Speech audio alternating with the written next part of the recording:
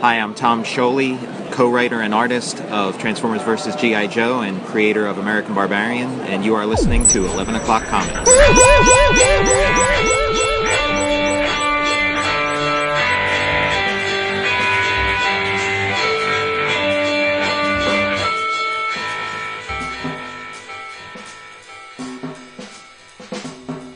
Bullseye. You fighting Daredevil? Oh boy. Nailed it. Put that card down, Dab. No, I just saw Bullseye on the cover of the solicit to Loki number 4, and I thought, well, that's odd, but okay. Yeah, it's not even one of their contests of champions. Yeah, I'm sure a playing card could hurt anyone. Will go, oh, that's cool. Yeah. What if it's the Joker though? Think that would hurt him? You're an asshole. You are such an asshole. One of the guys. Now listen. One of the guys came into the shop and he was like, "Hey Dave, what's up with this Jimmy Olsen series? Is this any good?" And Dave's like, "Oh, it's really good. It delves into." And Dave's going into like the theoretical reasons why it's good because it analyzes the Olsen family and the members, and it's so very well written and everything I agree with, right? And then once it quieted down, I was over going through the dollar boxes, right? I said, "Is this your card?" Hysterics. People rolling around on the floor, let me tell you. Oh, God. And we hope we have you rolling around on the floor because this is 11 O'Clock Comics, episode 872. And I am Vince B. Yes, you are. I am a quenched David A. Price. Oh, nice. And yes, this is not, in fact, Hollywood Shuffle. Yet, I am Robert Townsend. Meteor Man. Yes, nice. But you're not Robert Townsend. You're Jason Wood, everybody. And get this, the Wayward Son returns. Yes, fresh and sparkly off his recent triumph, Local Man Gold. Yes. It's our dude, our boo, our brother, Tony Fleecs is back with us. Hello, again. everyone. Happy to be back. I'm not sticking my pinky in your butt. Local Man Gold was awesome. It really was. I don't know that I wasn't on the show when you all talked about it, so been meaning to send you. I might have texted you, but I thought it was awesome, dude. So. Oh, thank you so much. Yes, and the shop owner said, "Hey, tell your buddy Tony to make more foil covers because I guess that issue sold much more than the other issues." Well, I don't know if I mentioned it when I was on, but that foil cost so much that we only broke even on that issue. So, God. Shit! 1 million copies moved, and you only broke even. Like, what is that?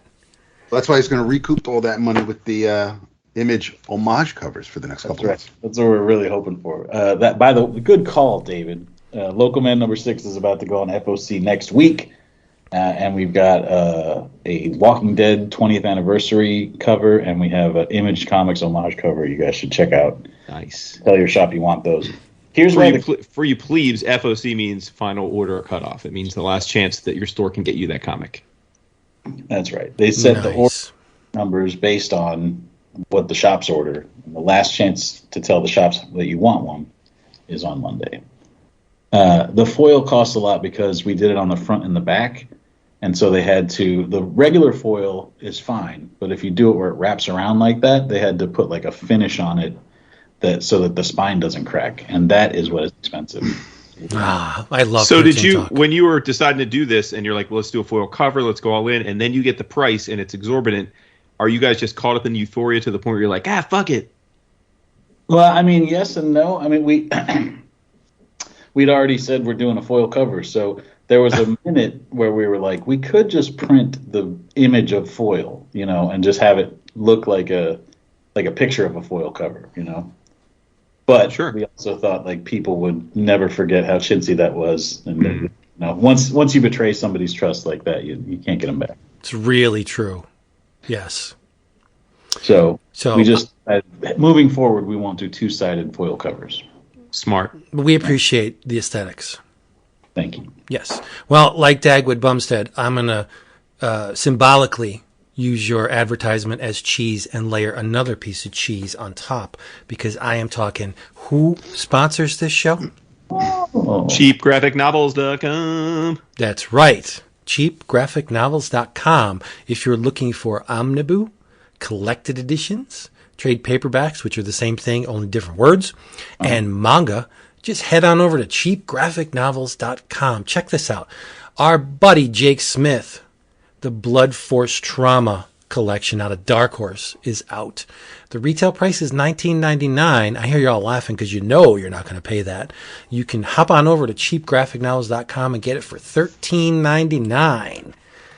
And get this, Tony's friend, Greg LaRoche, who did The Almighty. I talked Ed about LaRoche. it. Why did I say Greg? I don't know. Ed LaRoche, who did, who did the what? It's a good thing I was here. It was and is The Almighty. I talked about it. It's a cool series. Trade paperbacks out, $11.89. And if that wasn't enough, what else do we have here? So you could scroll on this thing for years and just find a whole mess of stuff that you want to bring home. Oh, Black Cloak, Volume 1, $10.49. Yep. Plus, Max is also always having crazy sales. Nick and Dent sales, Omnibus sales, like crazy sales sometimes. It's a site you want to hit up more than once a month because you might just catch it one day and there's some Wumba discount on a collected edition you really wanted but didn't have the budget for, and suddenly you're getting it for like $25. It's true. Earth Divers, Volume 1, Kill Columbus, $12.59. Shit. That's Twice the price. 30% off. This is what gets me. Now, Dark Horse is reprinting the Creepy and the Eerie archives in softcover. So you can get Volume 2 of the Creepy archives, which you need if you don't have this stuff already, for $17.49. That's 30% off. You know where to go. Cheapgraphicnovels.com. Jesus. Fucking hilarious. Yeah, it's a mess. It's a mess. Tony comes and just shits everything up. Oh my god, that's funny. So what are you drinking, Vince? So you need Seriously, something to 'cause drink. you are drinking something. Because your throat is dry. No, I'm drinking cherry limeade. I didn't feel like alcohol this week. Wow, your boo comes on, and that's how you do You him. should. I didn't do him anything. Take it away. I ain't playing your game. Nope. You're not falling into the Not trap? doing it. Nope. Well, I am. I almost had a very big crisis here this week because wifey hurt her ankle. She's fine though. She's gonna be fine. But I had to run to some stores to pick up some things because she couldn't. And I went to the BJ's, which I don't know if that's a national thing or it's like a Sam's Club or a Costco. It should be. It should Yeah, be. I know, right? Yeah. And that's where I get my G0, my Gatorade Zero, right? So I go over to the Gatorade Zero section to get a couple pallets, 2-tree pallets, and there's no fucking Gatorade Zero. And I'm apoplectic. Like I'm calling up Better Health to have a chat. Like I'm like, what? I can't not have the G0. So I collected myself. I thought, all right, well, I probably have another 2-3 days worth at home. Hopefully they're going to restock. I'll come back and see. Well, yesterday was D-Day, and I rolled to the BJ's again. Walked all the way down because the Gatorade section is the very end of the gigantic store. Turned the corner and like a beacon of light, like the golden fleece, just like that. Jason found his golden fleece with 3 fresh opened pallets of Gatorade Zero. So in celebration of that, Vince, I am having fruit punch flavored G0. Nice. I thought you were going to say they were out of Grey Poupon or something like really traumatic. Nah. You don't like Grey Poupon? No, I prefer the coarse ground mustard. Like, that's really my jam. Oh my God. Dad knows what I'm talking about. I do. Yeah. I do. Okay. What are you drinking, Tony?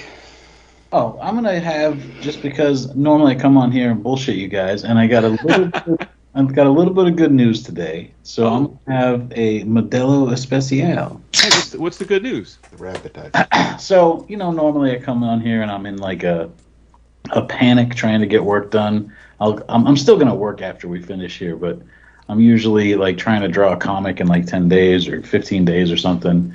And I got an email from Image today, and I was expecting our deadline for Local Man number 7 was going to be like the 4th of October. And it's like the 16th of October. Oh, shit. You got all the time in the world. You got enough time to hop to New York Comic Con and hang out with us. It's like, true. What weekend is that? The weekend before. The 12th. Yeah, the weekend before. Well, I do think I'm busy then, but... 9th, 10th, 11th, 12th or something? Hang out with you guys, of course. 9th through the 11th? Through the 12th. 9th, Yeah, 10th, 11th, 12th. Yep. It's like a Monday through Thursday. No. 12th through the 15th. Oh, The 12th yeah. is a Thursday. You're right. 12th, 13th. Oh, so you'd have to be back so you'd have to leave either Saturday or early No, because Sunday. he could get it done on the 11th. Still beat the deadline. Oh, yes, beat that. Oh, right. I thought you had to be back. Right, the deadline's the 16th. My bad. Okay. Well, that is the only weekend in October I'm not doing anything. All right, well, You are now. Oh, suck it. let's leave it open. That would be the stupidest thing I ever did. I'm going to upgrade Dude, you could come hang out at Statelywood Manor. It'd be lit. That would be We're cool. actually thinking about staying in the city one night. Yeah. Interesting. All right, we'll talk more about this for sure. Okay. Anyway, what a blessing. Shout out to Trisha Ramos, who does the deadlines at Image, for giving me this beautiful 12-day gift. It's been a wonderful second half of the afternoon. I literally woke up in a panic, completely tense and stressed, and then I just got this email it was like, hey, treat yourself. Have a nice afternoon. Now, wait, before Dap does his drink, you and Tim own Local Man Lock, Stock, and Barrel. Don't you set the deadline? Yes, but we've already solicited it, which means got it. Okay. shops know when it's coming out, and if it's not out on time, then it's returnable, and blah, blah, blah, blah, blah. Gotcha. Can't have that. Well, who would return that anyway? Well, exactly. No one. People, unethical people, I assume. Non-discerning comic book readers, that's who. Well, listen, we like their orders just the same. We like the ethical, Yeah. discerning. You suck. Thanks for your money. You like the speculators, the flippers. All You're come on. That's right. Nice. We're making something for everybody. What'd the Bardesian cook up tonight, Dap? Actually, no, it's not the Bartesian. Oh. This is just a shout out to our boo Caleb. For Christmas, he sent me Rocktown, Arkansas, straight rye whiskey. This is a 92 proof. But because it's rye and it is a little sharp, I don't drink it all that often. But tonight I decided to actually splash a little bit of, maybe a little more than a little bit, but I splashed some ginger ale in there. It's on point. I'm enjoying it quite a bit. Got the big ass cube in there, so a little rye, little ginger ale. The BAC. I'm all set. Nice. I got a couple thank yous, Vince, if I might, before we jump in. Hey, go nuts. Also, Yeah, I was going to say one should be a group thank you. Well, I don't know. Tony probably wasn't included. Although Tony knows everybody, so he's probably also got the same thank you, just randomly. Yeah. So the group one, I believe, at least it should. I don't. If it doesn't arrive, I know we're all getting it. Our longtime friend and supporter of the show, patron Mitchell, was kind enough to grab copies for each of us of Death Transit Tanager #1, which is Carl Kerschel's new project. It's actually a webcomic that you can read if you Google Death Transit Tanager or Carl Kerschel. You can read his webcomic for free online, but he is putting it in print, and this is the first issue. And Mitchell wanted us to read it and knew that we didn't participate in the crowdfunding campaign, so he procured copies for us, and they are signed. And it not only a nice copy, but they're actually signed by Carl, which is pretty neat. So thank you to that. Before you move on, did you happen to look inside that comic? Yeah, I read it. I read the whole thing. Yeah, I read it. It's ridiculous. It is absolutely ridiculous. The art is a punch to the face. Oh, yeah, for sure. It's very powerful stuff. Like, I was like, Carl, what you eating, my man? Like, this is... Carl Kerschel's good, but real good. But this is in a style that I don't think we've seen much from Carl in this style. I shockingly read the back matter as well, and he discussed he was inspired by all the anime that he lived in Japan for a couple of years, and he was inspired by anime and manga to he actually mentions the specific works that inspired him. I'll have to go back and re-reference it, but yeah, so that was the vibe he was going for. Yeah, incredibly attractive, kinetic, just gorgeous, amazing art. I can go on and on, but people need to read this. It is just for sure. It's that good. Yeah. Yep. And then the other thank you, which I believe is a solo joint, is from other longtime friend of the show and patron Davin Pasick. He sent me Rosemary Valero O'Connell's Don't Go Without Me, because we were, I think, chatting about a couple of creators, and he knew I was a fan of her work, and also asked me if I had read this yet, and yet it came out in 2020, but I said, no, I actually forgot to order it when it came out, and I don't have it yet. So he sent me a copy. I don't know if it's his copy or another copy, but he sent me a copy, and I did read it, so if we have time tonight, I will talk about it henceforth. Davin sent me something as well. Nice! And me. Oh, yes! Unlike you, I'm a big fan of Matt Kint, right? So That's true. I gotta be on the come up with that. yeah, I'll clue you in. He asked me if I had read Mr. Mammoth, the book that Kint did with Jean-Denis Pindeau, or Pendangs, and I had not read it. And I'm really glad I did. So I don't know if you've read this, Jason? Mr. Oh, yeah. Mm-hmm. Okay. So maybe if you're feeling, like slumming, we could talk about it later in the episode. Okay. I was sent a miniseries from Dark Horse. This is the trade collection. But when it was coming out, I was waiting. I was like, I'll look for the trade, pick it up on from one of the shows we go to, or I'll just get my hands on it eventually. And so our boy slides into my DMs and asked me if I'd read this, and I had said no, because I love the creators on it, like Patton Oswalt and Scott Hepburn. My man sent me Minor Threats, and I know that nice. There's some there's a spin-off going on right now. I think the alternative there's a book based on the world of Minor Threats, so I'm gonna look into that when I finish this trade. But I mean, we're fans of Scott Hepburn. I know Jason and I are. I know that it's I've got art. I got some of his couple pages from when he drew the Drax book that Phil Brooks wrote. But I'm a big fan of Scott. Love his work, and this looks not quite like what I would expect from Scott. Still looks great. Actually, there's some pages here that remind me of like Tom Fowler in spots. But it's a great looking book. Colors popping. I'm really looking forward to checking out these characters, because I dig the. I'm a big Patton Oswalt fan as well, so I'm just really excited to check this out. So once I finish the couple of things that I'm in the process of finishing, I'll jump on this to talk about it soon. Nice. Conceptual continuity. I actually uploaded some Scott Hepburn art to CAF yesterday. You did. Yep. Well, there we go. This is cool. Tony, let Tony give his thanks to Davin and Mitchell. What they send him? I don't have thanks so much as I just feel a little bit left out here. Left out. Well, you are the official fourth. You know what I think it is? You're chair 4A. They probably just didn't have my address. Right. Totally. Although I feel like everyone in comics has your address. That's true. Well, I moved. It's probably at my old place. They didn't foreclose yet on you?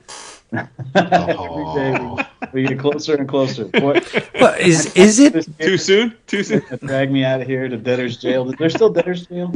Oh yeah. Jason, let us know. Is it beat up everybody week? Did I not get the memo? It's a roast, Vince. Okay. Yeah, we could take it. Yeah, we definitely can. You got thick skin. I have incredibly thick skin. You're so mean to Jason. You're so sensitive today. I'm mean to Jason? On the regular. Every time I come on here. Tony always brings that up. Dude, I'm Sicilian. That's how we show love. That's what I'm saying. I'm reciprocating. This is going to be really, really fast.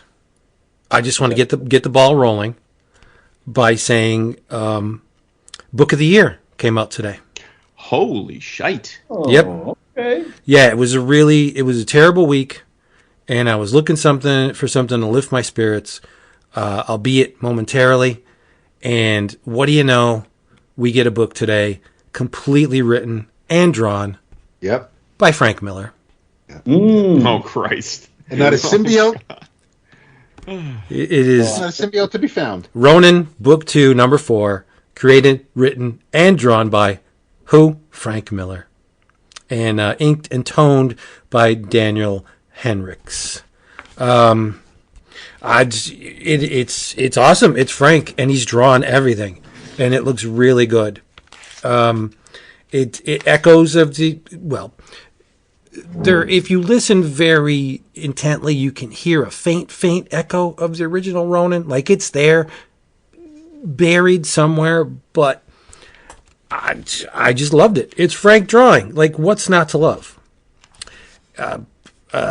Don't ask me what transpired. Yeah.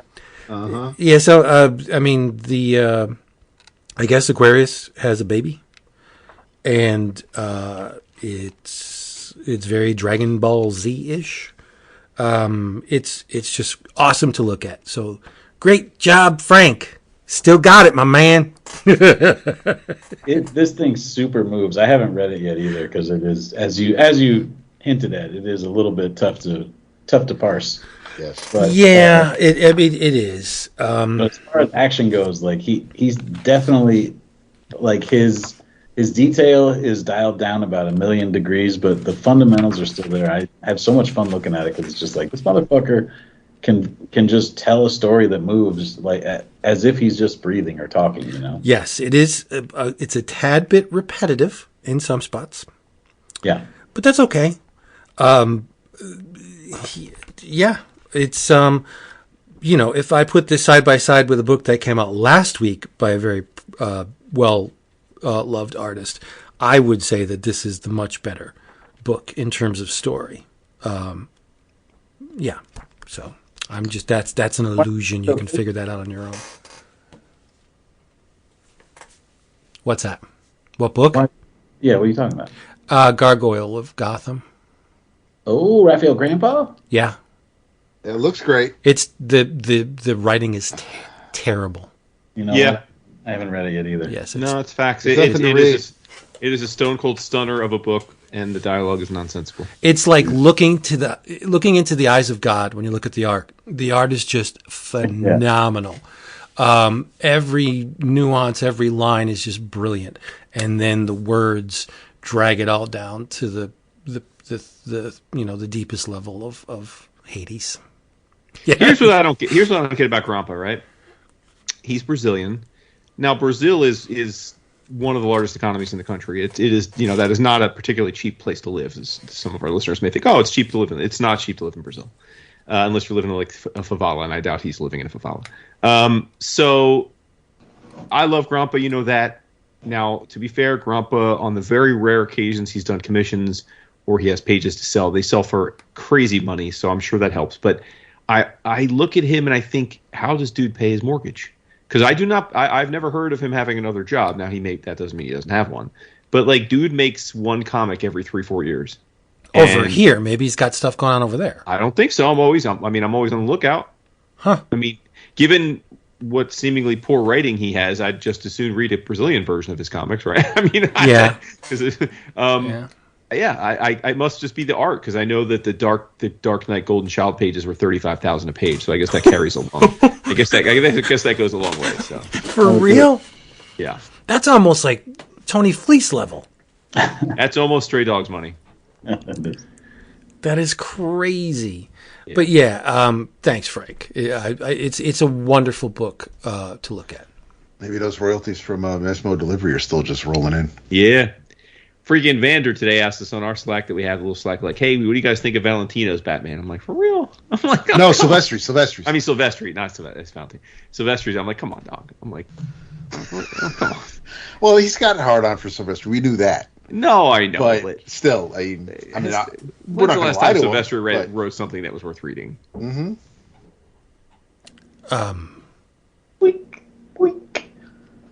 What's that? I'm not talking about that. I love to look at that book. It's beautiful looking. Yeah, it definitely is. Yep. Oh, the Batman book he did? It is weird that, like, remember for a while Jeff Loeb was like the guy who could write a coherent story and would be there for all those guys that, like, you know, who are just a badass. And it seems like they sort of got Jeff Loeb out of the game. Like, Jim Lee doesn't need a Jeff Loeb to write Hush anymore. They'll just Mark Silvestri will do his Hush and just do the whole thing. Yeah. And it almost like didn't Jeff Loeb quasi get canceled, right? Like there was that little like really, yeah, not like major. He was like one of the soft. I thought he was like one of the soft canceled guys. Yeah, huh? But I don't think that's why. I mean, Silvestri's not going to work with somebody because of. Oh, fair enough. Slightly offensive. Fair enough. Yeah. Well, but Dave hit the note right on the head. It's a weird, mixed it. But he said, you know what? Regardless of how this book reads, it's going to sell. He said we sold out of the first issue. Oh yeah. The trade paperback will sell. The hardcover will sell, and DC will keep it in print friggin' forever. I as I told you, I'm really plenty of times I've read a book. Like you all know, I love Victor Santos, and I was so frustrated with his last book because it read so poorly, and I don't believe it was necessarily because it was poorly written. I believe it was because for some reason my dude didn't see fit to pay a translator. And the book was just really poorly broken English because of the translation.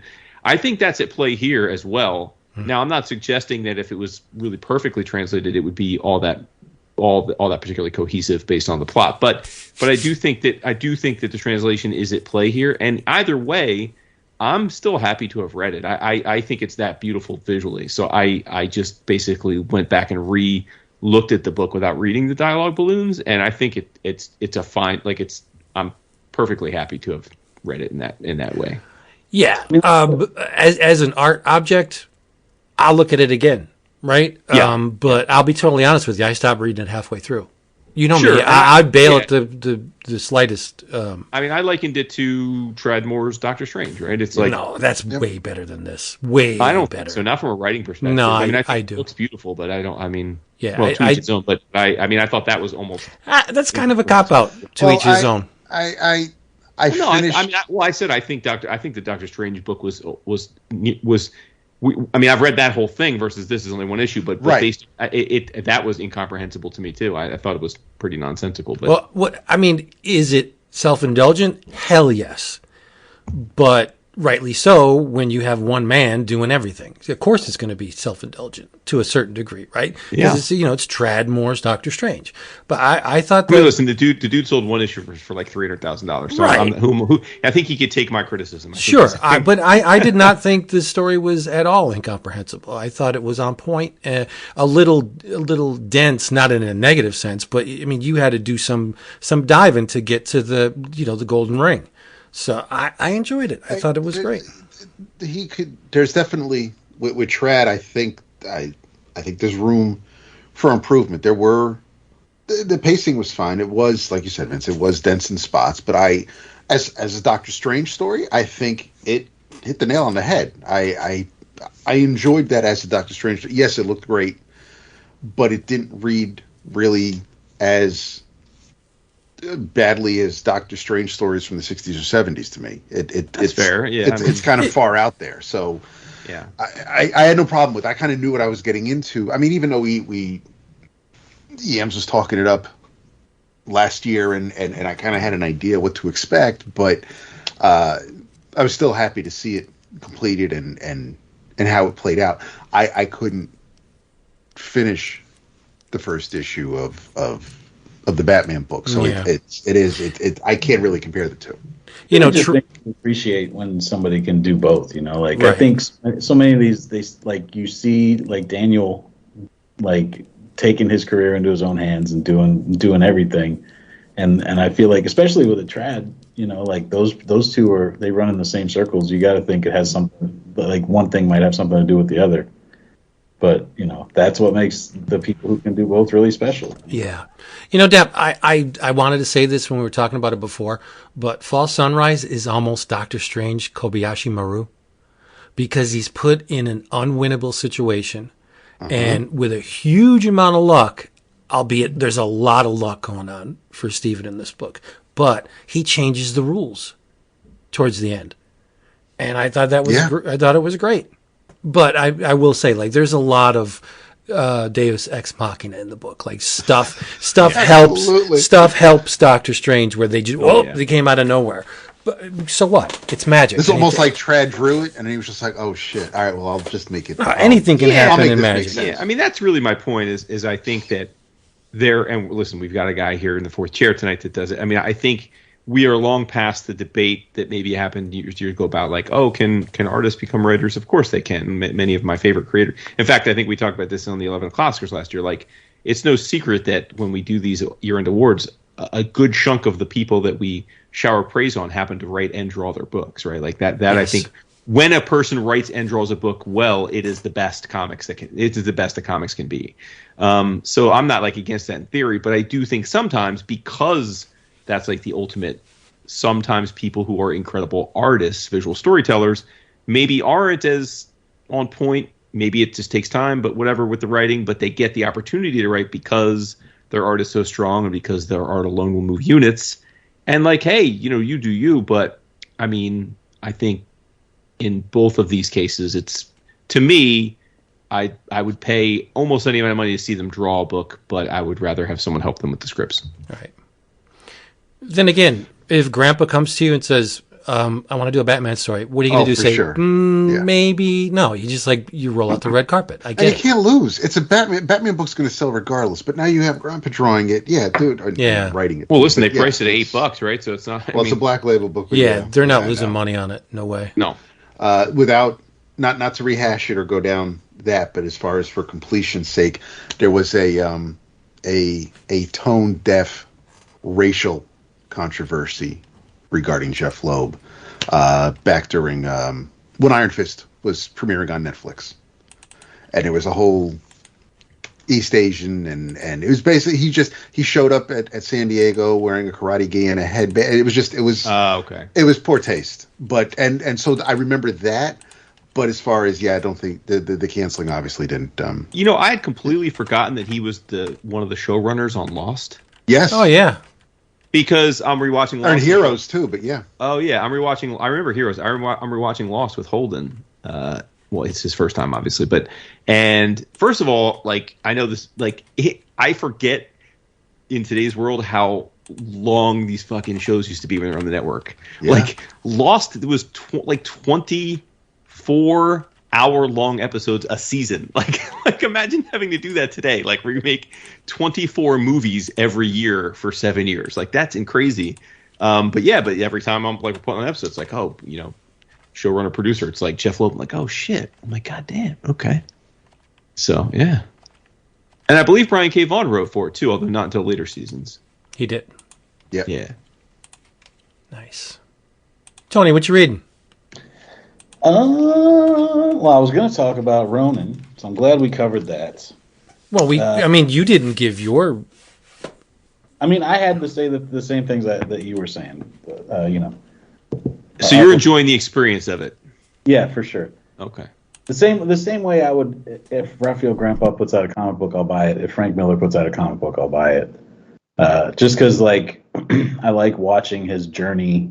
I like watching his change and evolution, and I think a lot of people he was so much raw power that even when you're far away from your prime, it's still interesting to look at. And also, when Philip Tan works off his layouts, I think it's the coolest looking Philip Tan shit I ever saw as well. So, there's that. I read Tom Scioli's Stan Lee book. Did any of you guys read that?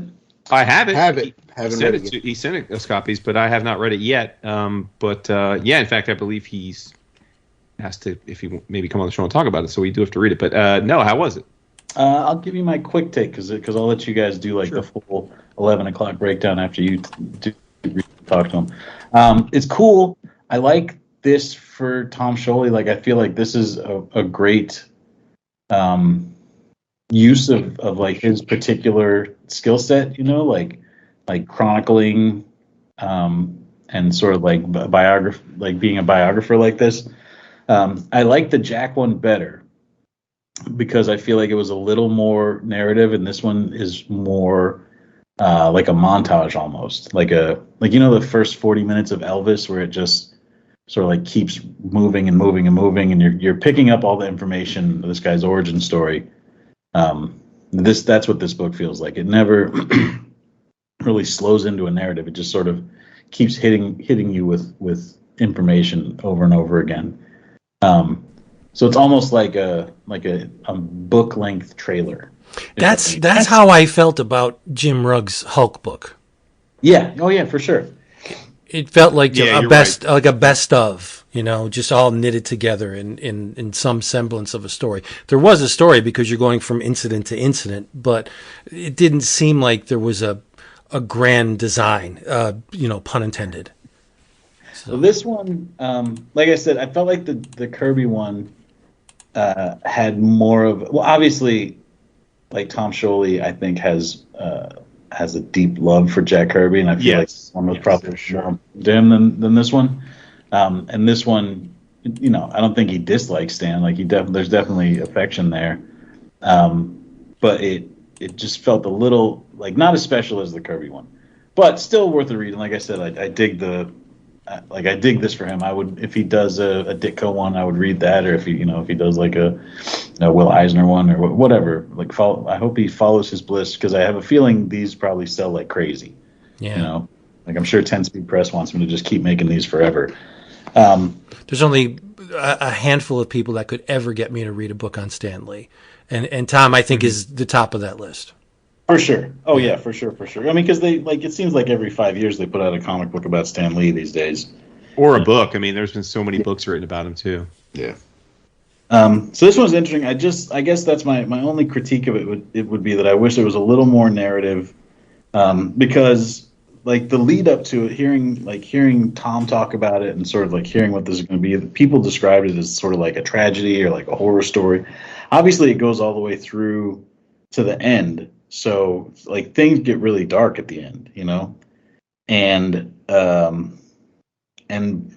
I just like, I feel like that could have hit a little harder. I don't know.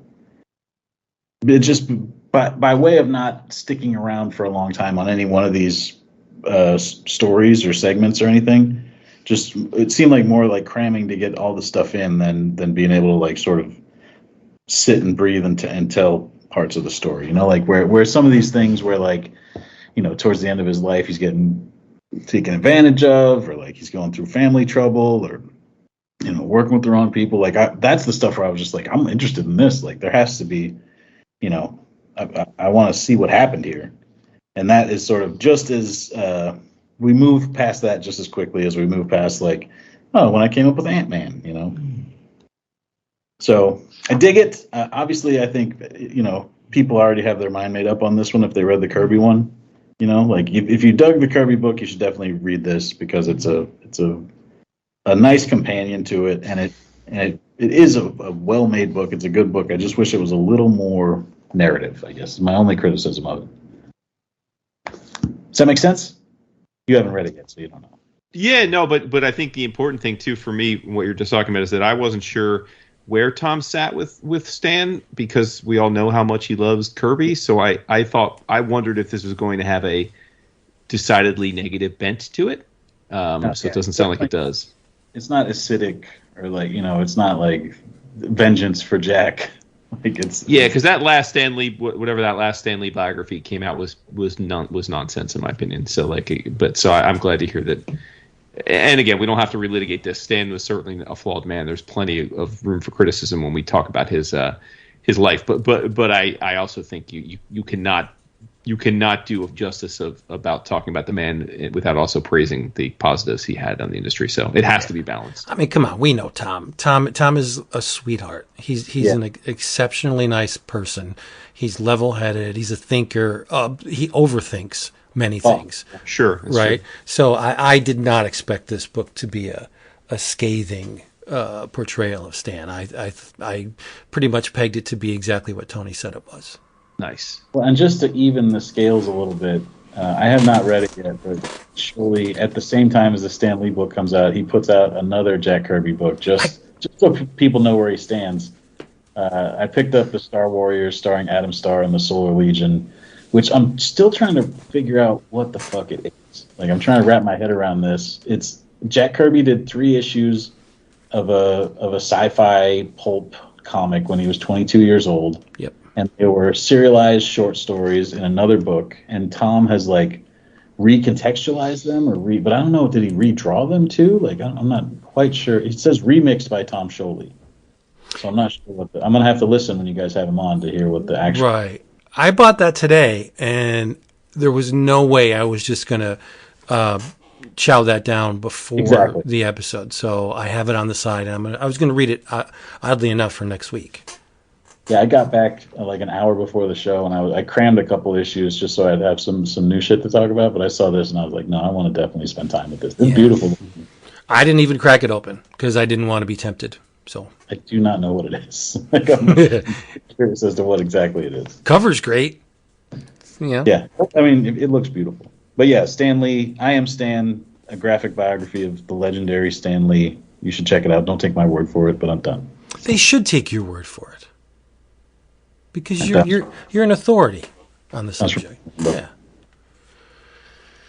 I want to talk about a book that Jason absolutely hates. Wow. Okay. Yeah. You wonder why I came strong at the open. But Dap and I enjoyed it a lot. So we're going to talk about Children of the Vault, number 2. Oh, you're so nonsensical.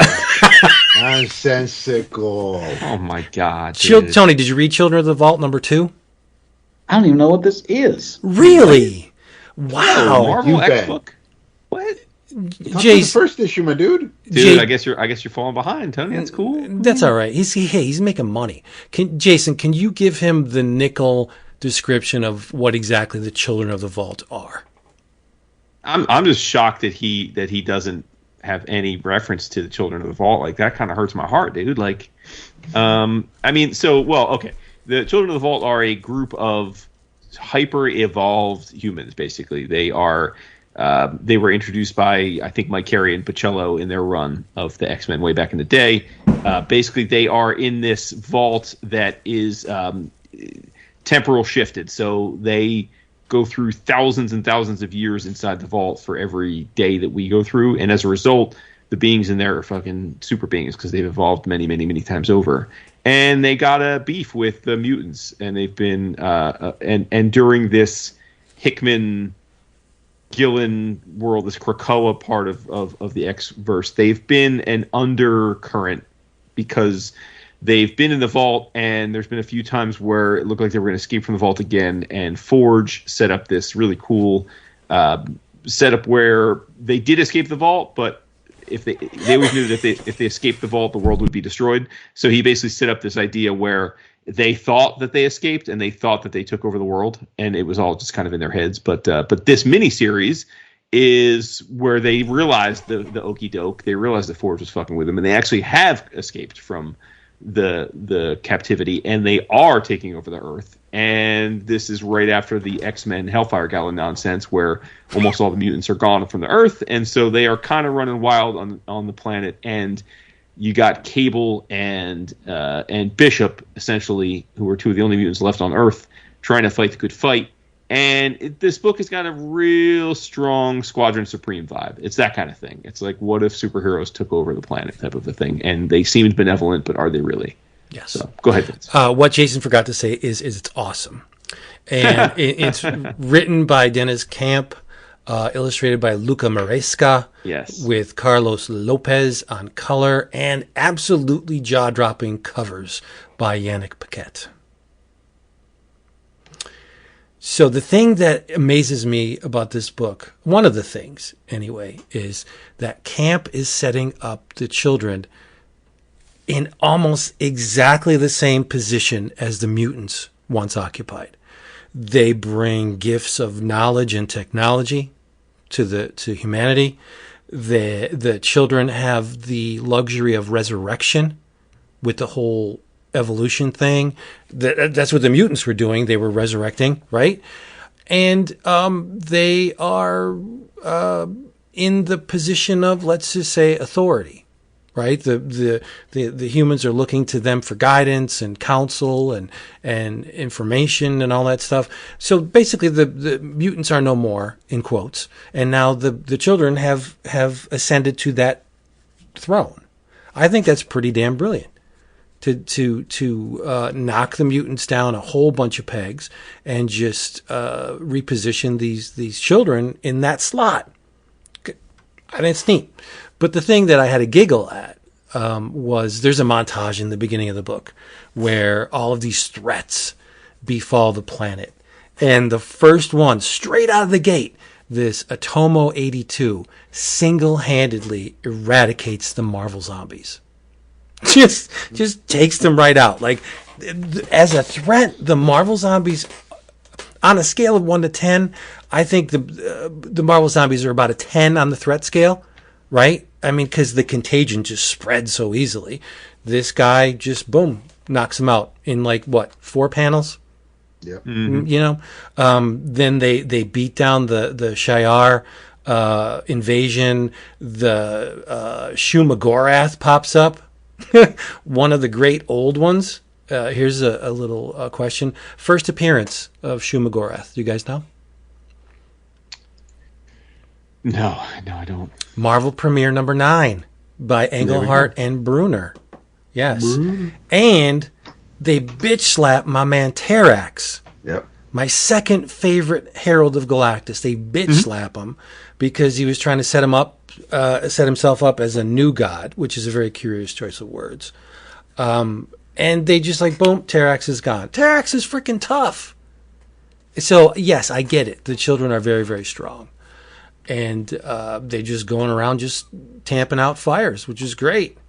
Then another insight into the strife behind the scenes with the children. It's not all peaches and cream within the ranks, because you have the traditionalists, of which Capitan is one, who just wants to raise the planet, kill all of humanity, and just start over. And then there's the elevationists with Serafina, who want to take a more progressive approach to dealing with humanity. I think the book is phenomenal. And Cable, greatest mutant ever, is at the forefront of this thing. It's fun. I go in phases, right, where I'll pull away from the X books because there's a downtrend, but then sometimes I'll check them out and all the books are clicking, and this book is the one at the top of the list that's really working for me. I think it was a very steep price to pay, jettisoning the Hickman stuff, but I'm not saying this book makes it all worth it, but this is a nice little salve on that still open wound, right? You sold me. It's really good. It's very good. That Chalo Carey stuff when this came out, I just had completely forgotten about him. But this sounds great. I'll tell you why I did not know it existed is because that logo is so terrible that if I saw it in a comic store, I would just keep looking. I got a real ongoing beef with the graphic designers at Marvel. I don't love them. But the book sounds great. I'll pick it up and I'll just not read it in public. Well, and Vince, you Take the touched cover on off. one of the coolest things about the book is Atomo, because it's obviously Atomo 82. It is basically it's what if Akira was in the Marvel universe, right? And cool. Right, and the name too, right? I mean, that's what I mean. The name is a direct, obviously, right, homage to tip of the Akira, hat. So yeah. But just to take out the Super Guardians, oh yeah, we eradicated all the Shi'ar that were here. We just got rid of them. What? And we got rid of a Lovecraftian cosmic old one. Yeah, no big deal. I enjoyed the second issue because you get I mean, for anybody interested in seeing Bishop in action, in air quotes, how he infiltrates the compound to get to the weapons, but you also have Cable playing Interrogator, and it just I don't know if the timing was just right, because the past few episodes as we got near the end of the Foundation season finale, there were parts of it, especially with Cable, where the mind tricks and just how everything was presented and the reveals reminded me of some of the sleight of hand I saw this season. But I like the second issue a lot. The first issue was fun because it set everything up and gave you a sense of what to expect. But now that we're past that, and Cable and Bishop are moving forward with their plan, and we're seeing some more conversations between the children. As where I felt at the end of the first issue, and I was like, yeah, no, I'm going to check out the second issue and see where it goes. Now I'm more in now with this issue to see where we're going than I was last month. Nice. I was locked in, but You Tony, were, yes. Cable is plundering the mind of this vault member that they captured called Martillo. I like this character because he's very sensitive to the arts. Right, he's outside of a club and there's people dancing and they're living it up and having a good time, and he's listening to the music, and he's because dancing is forbidden, with the children. That's not a productive thing to do, and he's feeling some kind of way looking at all these humans enjoying themselves. But the Bishop and Cable get him, and Cable's trying to crack open that mind, and he's struggling.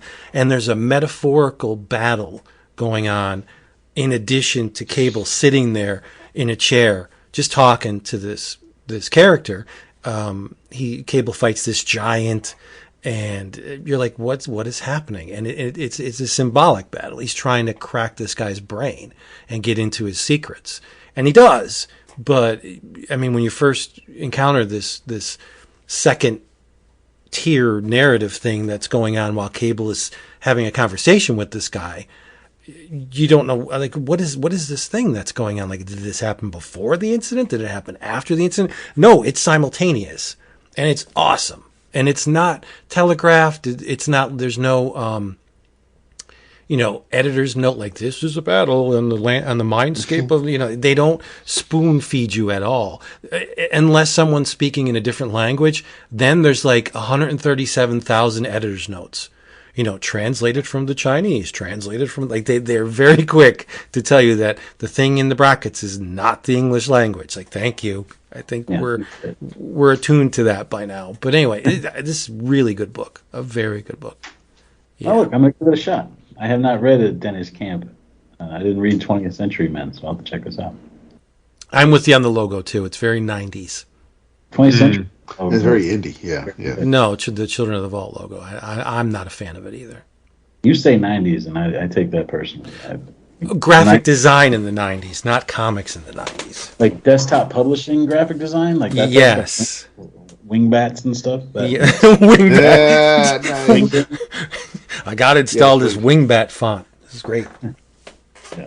I downloaded it off the LimeWire. It's great. All right. What else? I got a shit ton of books to talk about. Dude, same. I got to say, it's been nice to, after a slog of a few months where I was like, man, comics is a struggle. It's been nice. A lot of stuff's been hitting lately, but nothing has hit recently like, and I see it's on Dap's list too, so I'm hoping he's feeling it too. But Rare Flavors #1 came out. There we go. Oh. And this was a highly anticipated. Well, you're about to find out. This was a highly anticipated book because it is the same creative team that gave us The Many Deaths of Layla Starr, a.k.a. Giano's book he wants to be buried with. But Many Deaths of Layla Starr was an absolute triumph. And so when this crew is getting back together, it's Ramvi on the writing, Filipe Andrade, and World Design is the letter. But when they were getting back together for this book, I thought no brainer just because of the creative team for sure. But they're playing in the same waters that they played with at Many Deaths of Layla Starr, in that Ram is taking aspects of Hindu polytheistic lore and telling really compelling, very human modern stories with it. And this book is a miniseries that centers around and I don't know if I'm saying this right, Rakshasa. It's Rakshasa. It's basically an Indian demon named Reuben Baksh, and he is walking the earth. He kind of looks, in the book, he's a very robust guy, looks kind of like the Shadow King, right? Like Emil Farouk. That's kind of what he looks like. He's wearing sunglasses inside. He's got a suit. He's got a top hat. He's pretty dope looking dude. And we're introduced to him at an art museum, and he's looking at this giant mural of himself, of a painting of him as a demon being attacked by a famous hero of Indian history. And he is, now we know he's a demon, but like, he doesn't really act like a demon. We see his inner narrative as the thought bubbles, and he's on a quest essentially to experience and chronicle the very best of Indian cuisine, and not like haughty-taughty Michelin star cuisine, but like just the roots, like the core, like the best examples. And he even references in this first issue that he was inspired by Anthony Bourdain. He wants to, which, so again, if you're like a foodie like that, and I feel like that's hits you at the heart, because like you know immediately, if you're familiar with Anthony Bourdain, rest in peace, you know exactly what the vibe of this is going to be then, because Anthony was about experiencing the world and its culture through food, but very much more than just food. And he's going on this journey, but he wants to find someone to help him chronicle his journey through Mumbai. And so he sets up a meeting with a young documentarian. And the documentarian is actually, at this point when they meet, has given up on his filmmaking dreams because he's been pretty much of a failure, and he's dejected and disenfranchised. And Ruben Box, the character, the demon in question, is like, no, I mean, I'll make it worth your while. I want you to do it. And they kind of have a back and forth, and that kind of sets the narrative structure of the book. And Ruben says, well, he's like, I'm a great storyteller. I love food. I'm a great storyteller. Let me tell you a story. And he tells you a story. And then in the middle of this comic, this first issue, is this interstitial all about a gentleman who has a chai tea recipe that he learned from his grandmother, and it's like this meticulous undertaking of his learning about chai tea and the making of it and how it was the best chai tea around. And he tells this story, and it's seemingly an interstitial, unrelated per se, other than him telling the story, almost like 1001 Arabian Nights kind of a thing. And they go back and forth, and yet there's this undercurrent of like, well, what is this about? Why is Ruben, this demon, care about human food in this way? And if you know anything about Rakshasas, they're basically they're human eaters. They're demons that eat humans. So if you knew that, you're like, okay, there's something at play here, and that unfolds. And he's trying to get Mo, who's the documentarian, to sign on, and Mo's reluctant, but they go back and forth. I'll leave it to you to figure out if he signs him on or not. But it was just incredible. I mean, there's so many layers to this, and as a lover of food and like the journey of it, like that definitely played a role here, because it's clear that, at least, whether, I don't know if Ram is just generally a foodie or if he really went deep into that culture for this story. But man, oh man, there was such a meticulousness to the way he described the food and the passion that he put behind it. I was just completely enraptured with the whole thing. And Andrade is an incredible storyteller, and the visuals here are just on point from start to finish. And I just can't wait to see how it unfolds. And I have to say, there's lots of questions left. I mean, this first issue gives us more questions than answers. But, I mean, I'm here for that, because Layla Starr did the exact same thing. And at the end, it wrapped it up beautifully with a bow and then some. So I have no doubt they'll do it again this time. And this was an absolute home run. And Dap, I hope you completely agree with me. I am one of the few fools on the Slack who hasn't read Lay the Star. So this is my first experience with this creative team. It's a beautiful book. I couldn't stop reading it. I started during lunch, got back to work late. I couldn't put it down. I saw the Bourdain thing, which made me chuckle, because when I'm futzing around in the kitchen, I'm either watching No Reservations or Parts Unknown, just because I haven't seen many of those episodes from either series, so I'm just watching those at the same time. But I thought this was and then you made me chuckle, because I'm thinking about Across the Spider-Verse when Miles is telling Spider-Man India that I like chai tea. It's like, it's not chai tea, you just say chai. It's like you don't, because it's what it means. But it was the seeing the whole, watching the breakdown of how to prepare the masala chai, and then reading the story of this man and his grandmother's recipe, and owning the stalls, and then the pandemic hitting it.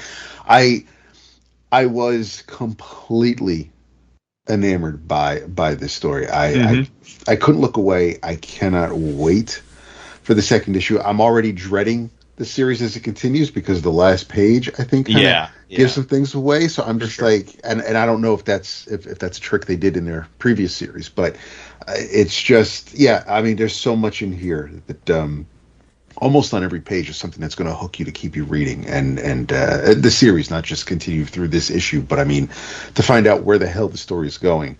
There's so much in here to just kind of take you along for the ride. I'm totally in. I loved it. I thought, I don't know.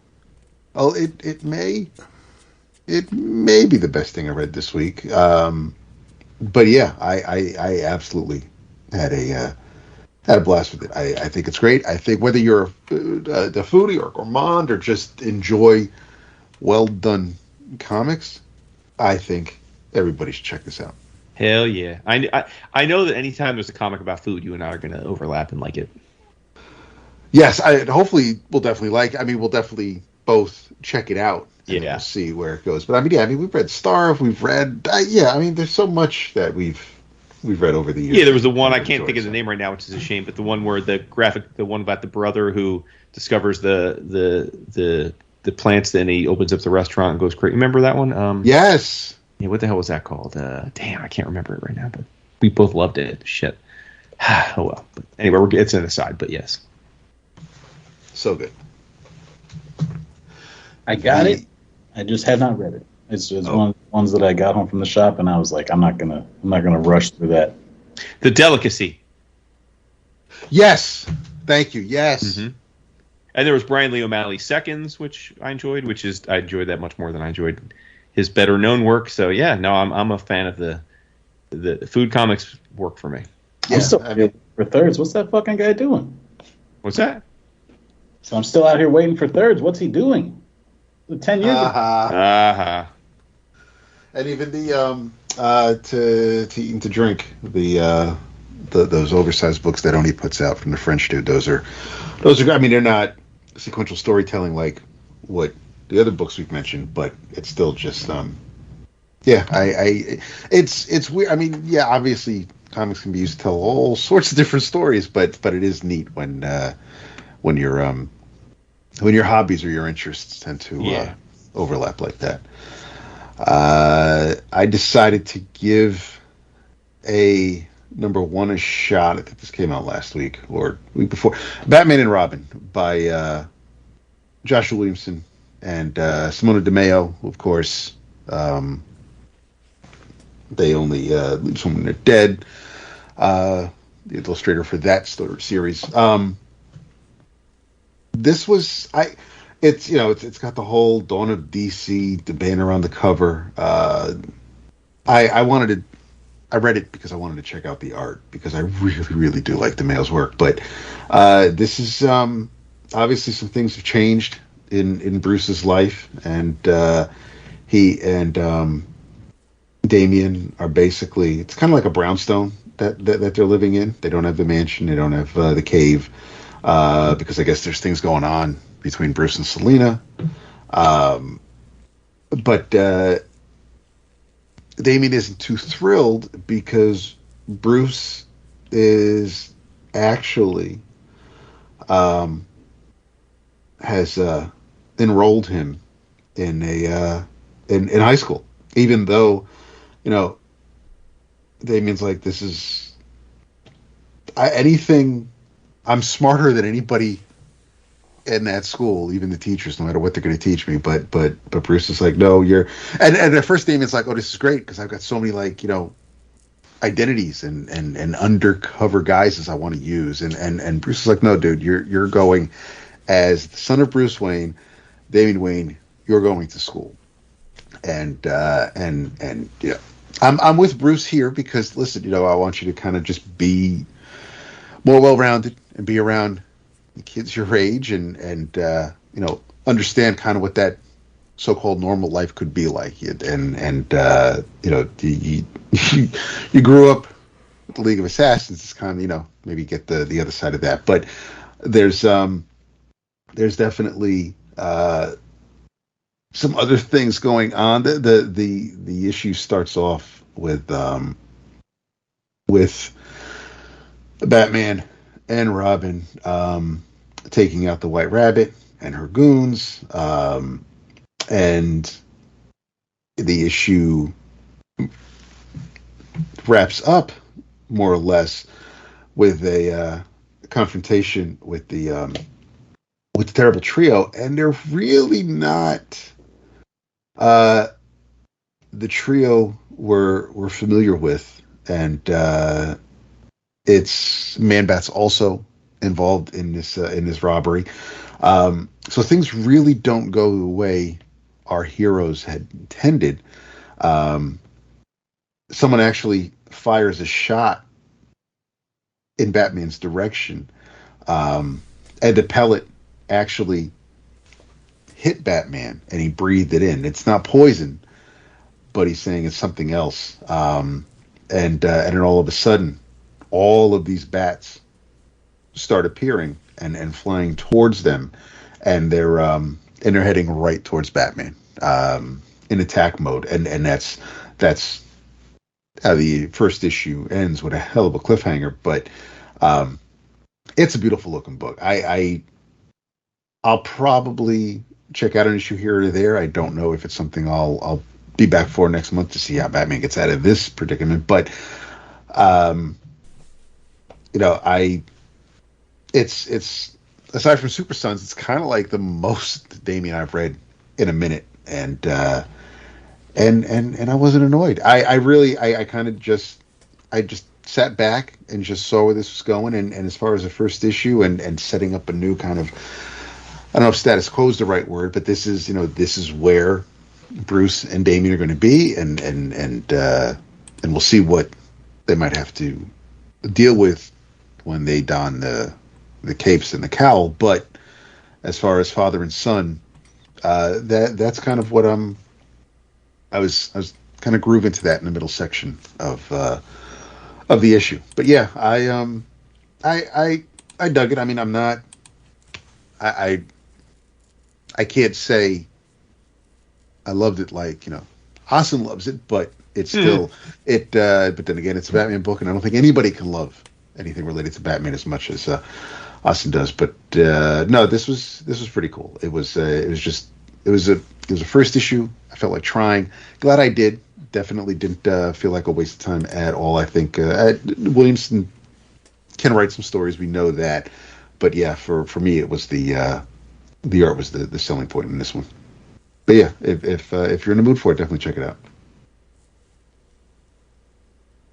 B&R, baby. Tony. Yes? You read Remender's Sacrificers yet? No, I got the free comic book day, and then I haven't picked up the new issues. Do we love it? Well, I only can speak for myself, but yeah, I think it's great. Yeah. It's very slow burn, though. Extremely slow. Oh, yeah. This is going to be a long one. Yeah. For those of you who don't know, written by Rick Remender, illustrated by Max Fiumara, with Dave McCaig is doing the color art.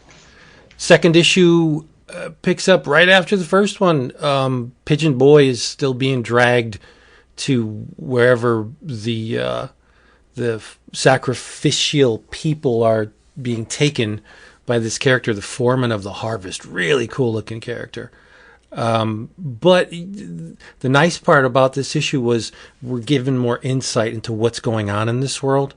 Like, there are multiple races: human, bird, reptile, and Jason, did you read this issue?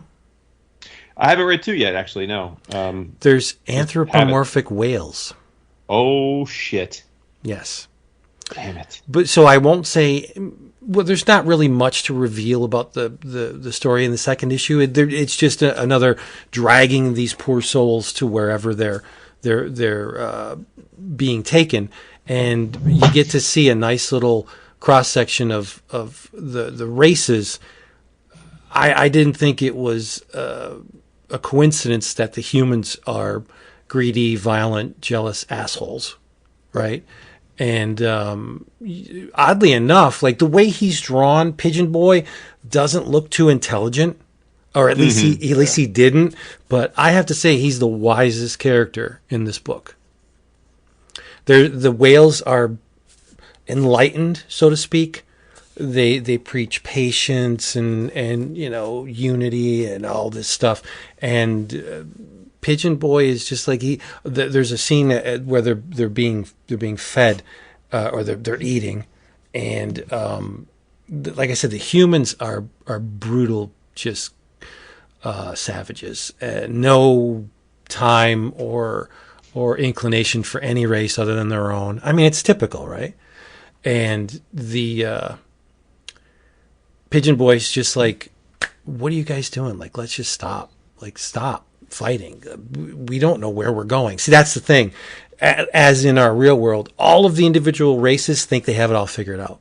Mm-hmm. Like, they know where they're going. They know what their fates are going to be, or in some cases, rewards are going to be. And Pigeon Boy's like, you don't know where we're going. You don't have it all figured out. I just thought it was a neat little insight by Remender into the current state of things, so to speak. That there are many of us that do believe that they have it all figured out, and their way is the only way. And they preach their way to other people who may or may not subscribe to that magazine, right? And it's just, I think there's a lot more going on here than a bunch of different races being taken for whatever. Like Remender's saying something in this book, and I thought it was really, really well done. Fiumara is an absolute monster. Yep. He is. Oh God, yeah. He tears up every page. Like, every page is gorgeous. I mean, I've been a fan since the Hellboy stuff or the Ape Sapien stuff, so always on my radar. But I think this is, again, whatever Remender feeds his artists. Like, I don't want to say Max leveled up, but I think this stuff looks even better than the Ape Sapien stuff, which was gorgeous. But Remender has that knack for just pulling the best out of his co-creators, and this is just more of the same. Loved it a lot. I like it a lot. I thought the first issue was very heavy on the cosmology of what's going on in this world. This was more the same, but it wasn't as talky, as the first issue. It was more show don't tell kind of thing. And I liked it. I liked it a lot. Nice. Ditto. Yeah. But Tony, you got to read it. I definitely will. Like I said, I read the Free Comic Book Day, and then I think it came out, and I sort of missed that it was coming out. It looks beautiful. You're right. That Rick Remender really he pulls something out of artists. It's like they want to impress him or something. Yeah. Right? Yeah. Like, I pushed through the Scumbag. Not my favorite thing he's ever done, but man, those artists were like knocking it out of the park every issue. Mm-hmm. Yeah. That really had the most beautiful diarrhea in it. What's not beautiful about diarrhea? It's just so well drawn. It was in motion. It's wild. Yeah, it's nuts. Speaking of diarrhea, wow. This is a little aside. I was watching on Reddit. There's this video. This poor soul is at it looks like he's at a phone store, and you don't see him enter, so he may have been in there for who knows how long, right? And he's walking back and forth, and the person at the counter is doing their thing, and he's walking back and forth, and he's pretending to look at the phones. So he walks up to the counter, and I guess the woman behind the counter was talking to him, and the dude just unleashes this river of shit down his leg, on his feet, right? And so the woman's still talking to him, so he's walking in his own crap, and he's dragging it he's dragging it down. And I'm like, how many of us have dreaded that situation? Like, we're human, right? That shit kind of happens, literally, right? But somebody got it on security. They took the security tapes, and it's just like, I said, why am I watching this? It's just, you can't look away.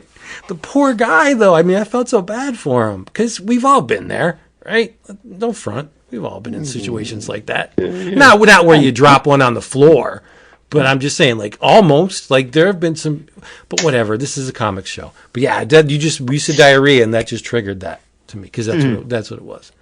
By the way, Vince, Max and his brother Sebastian will be at New York Comic Con. Awesome. We'll have to throw a couple back with them. Well, maybe, yeah. You never know. You never know. Tony, so what have you read, Tony? Let me hear. Did we read Wonder Woman #1? Yes, sir. Let's talk about it. I mean, Vince didn't, because Vince is a misogynist, but Vince is not going to read that. but Dap and I did, yes. I mean, Vince is gonna. I mean, if I worry about the creators of this book because of misogynists. Like this thing is. There's a certain online DC Comics fan that really does think that there's a war on men. I think Tom played to that. Like that was by design, right? Like he's playing to that. Yeah. What'd you think of it? I thought it was good. Like it really, it set up the tone of the thing. I really wish I hadn't seen the Wonder Woman pages as the preview, because they put those out months ago, I feel like. Yeah. So the whole time I'm reading the issue, and then once they get to the snowy graveyard, I'm like, oh, right, I know what's happening here. Yeah. So I was kind of bummed about that, but as like a slow burn lead up to this story and sort of like set the... it's a great first issue. Can you hear my dog just chewing on this bone? Yeah. Let me take care of this. Hold on a second. You talk about it for a minute. I'm going to make him sad. I mean, this was basically Amazon's attack for the new millennium, right? I mean, essentially. Only we're seeing the aftermath, which is that an Amazonian, presumed Amazonian, a blonde, 6'4", super tough looking woman, goes into a bar and kills, I believe, 19 men, right? 19? Yes. 17 or 19. It was either 17 or 19, but kills a shit ton of men and leaves the women alive. And apparently in a world where there are crises and gods and a million superpowers, apparently that one act was enough to declare Amazon's not okay to be on U.S. soil. So a little issue with that, but I guess we'll go with it because it's comics. But that incident leads to a presidential ban on Amazonians being on our soil. And so we get Sergeant Steele, who is brought in to lead a task force of military, cyber armored soldiers to go and enforce that rule and round up all of the Amazonians living on U.S. soil and getting them to go back to Themyscira. And they are heavy-handed, to say the least, in their methodology, to the point where they are not above killing the women if they put up any kind of protest. And as a result, that invites the most famous Amazonian to say, fuck all this. I have been here. I am worthy of being here. I have saved this. I have been in this country forever. I have saved this country a million times, and I'm not leaving. And that kind of sets up the structure of, I guess, at least the first arc or two of the series. I thought Daniel Sampere's art was awesome. I know he did a long run on Batman, but I didn't read a lot of that, so I don't know that I've seen many issues of Sampere's art before. But I thought the art looked phenomenal. So I'm here for it. I mean, admittedly, I thought the setup was a little bit, not Deus Ex Machina, but a little convenient. Like it seemed like we really had to go from 0 to 1,000 because of that one incident. But nevertheless, I'm okay with the idea of a story about. I mean, this is basically Tom's play on immigrants and immigration and the government's continued policy to make immigration very difficult, if not impossible. So certainly I am sympathetic to the message. And I'm sure we're going to get some pretty dynamic fights along the way, But what do you think, Dap?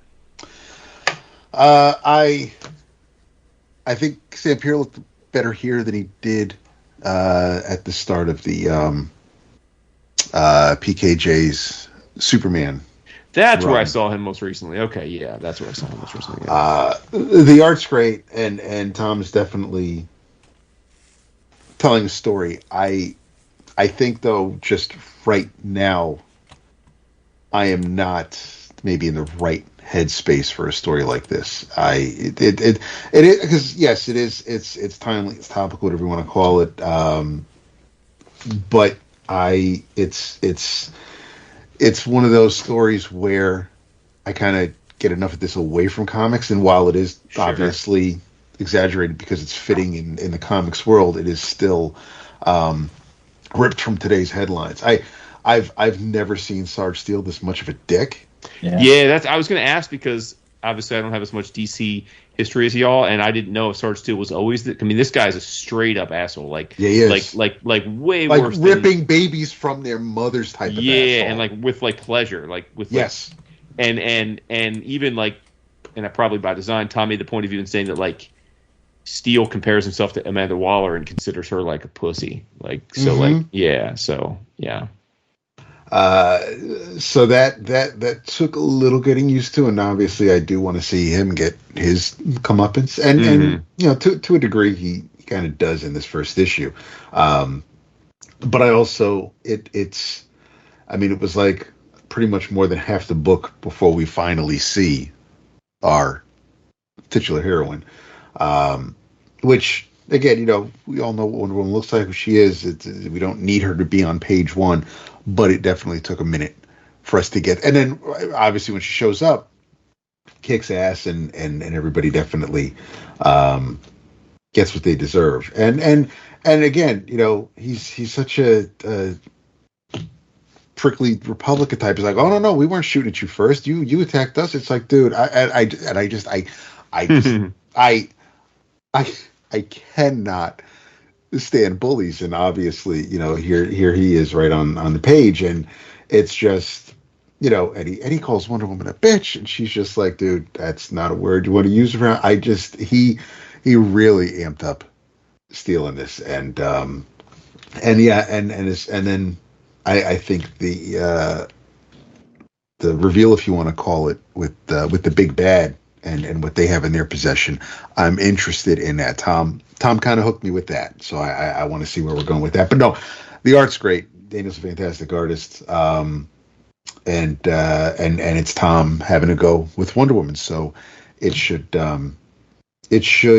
because he does like to kind of mess around with things happening to a degree in the real world. It should be it should make for an interesting ride. Maybe not a completely fun ride, but it should be interesting. So I'll definitely be here for the next issue to see where we're going. But yeah, I again, first issue, I thought it did a really good job getting you ready for what's to come.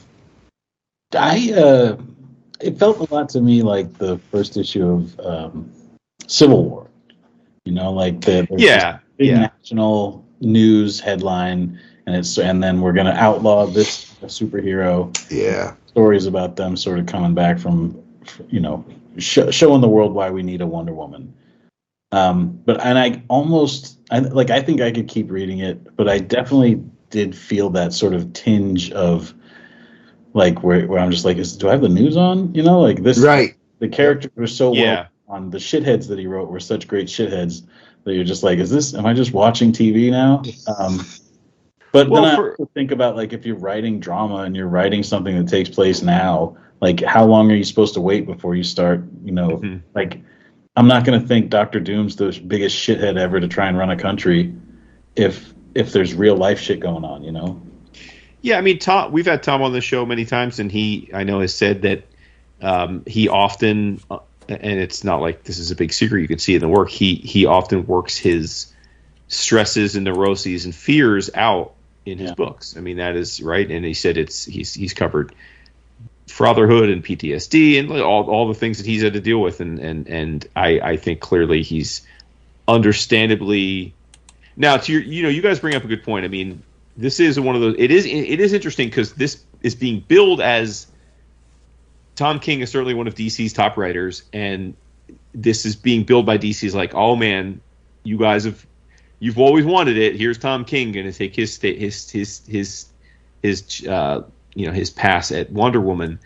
It is a book though where I have to think, I don't know where the lines are delineated demographically in Big Two Comics, but you guys are right to say, like, as I was reading this, I thought, well, a bunch of us are going to be fine with this, and a bunch of people are going to be like, fuck this guy, right? Because like, it's probably along political lines, right? Like if you're left leaning, you probably like well, so you certainly agree with the messaging. You guys, it sounds like probably it's too close to home, but at least you don't but it may be too close to home for you to continue it on with, but you agree with the underlying point he's making. Whereas there's plenty of people that buy DC Comics, right, that are going to read this and be like, oh, hell no. Like who do believe that, like, the what American white man is being relegated to, right? And so they're going to be like, F Tom King, F this, right? So it's going to be interesting. I mean, I do give him credit because he does not suffer fools. Like, he's a super smart guy, right? He's a former CIA analyst. Like, he knows, like, this issue clearly says bring it, right? Like, he's inviting this controversy. Like, this is not like he's going to be caught unawares. This is if you have a problem with this book, bring it, because this is what this book's about. I appreciate that, right? Like, I very much applaud the balls, but where that fits with, like, DC and does DC editorial and the circulation department appreciate it? Well, I guess we'll find out. I don't think it's too close for me to keep. I'm going to keep reading. I'm going to read the next one for sure. I just felt the tinge when I was just like, hey, like that's. Well, I don't know if you were tending to your dog when I said this. I said the only criticism I'll give of it is I thought that the catalyst for this banning of the Amazons was, I thought, a little weak, right? Like yes, there's a presumably an Amazon woman kills 19 guys at a bar. But, like, that alone that leads to a presidential ban, right? Like, that seems. I guess it would depend on who's president, right? Because it was don't the state know, senator though. I mean, who, sadly, we have lots of examples in our country every year of mass killings, and I don't know that they've ever led to any real substantive change, right? I don't. Yeah, but there's not an Amazonian lobby, like, there's no money being. But there would be in the DC universe, though. But for guns, there's a profit motive, right? There's not for superhero ladies, right? Is there?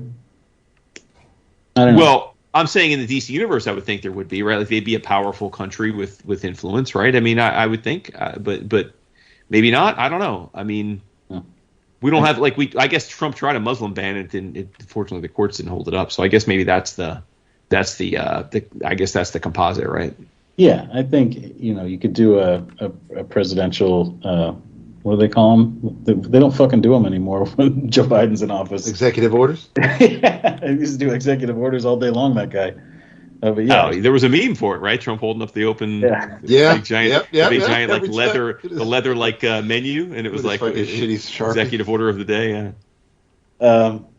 But yeah, I like this thing, and I definitely like the part. I think David pointed out when he was talking about where the guy was like, we didn't shoot first. Just the dealing with somebody just lying, like, without, and with the lasso of truth, and, like, truth being a part of the Wonder Woman story. And then the last page twist, like, obviously truth and lies are going to be a big part of this. And I think that ties right in with all that stuff too. So I'm interested to see how this is going to sound like it, like it's not connected, but just follow me for a second. And I know this isn't new news, but, like, I was really stunned today with I'm sure we've all had, depending on your interest, examples of this, but today I was confronted with that reality, which we see all too often now, of how there is almost no truth objectively on the internet anymore, because y'all know I'm a big NFL fan. The NFL, the Chicago Bears defensive coordinator, resigned from the team, which is very unusual, right? For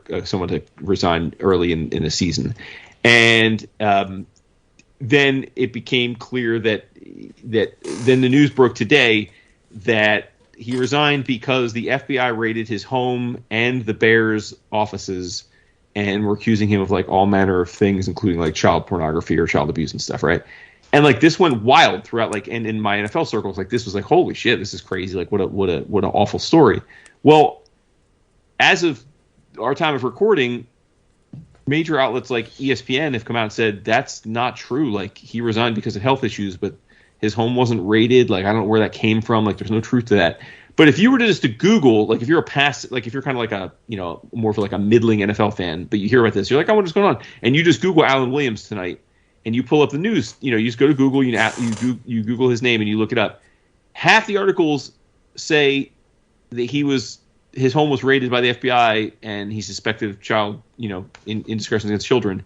The other half are like, no, he resigned because of health reasons, and that's all nonsense. But it's like, I can't even tell you which is true, right? Like, I don't know if I wasn't in, like, I don't know for sure. But the point is like, if you were just someone who was like passively curious about this and you Googled it trying to find out the truth, quote unquote, you would be left dumbfounded because there were articles from reputable sites saying he was basically a child molester and his FBI came to his home. And there were other articles saying, no, that's patently untrue.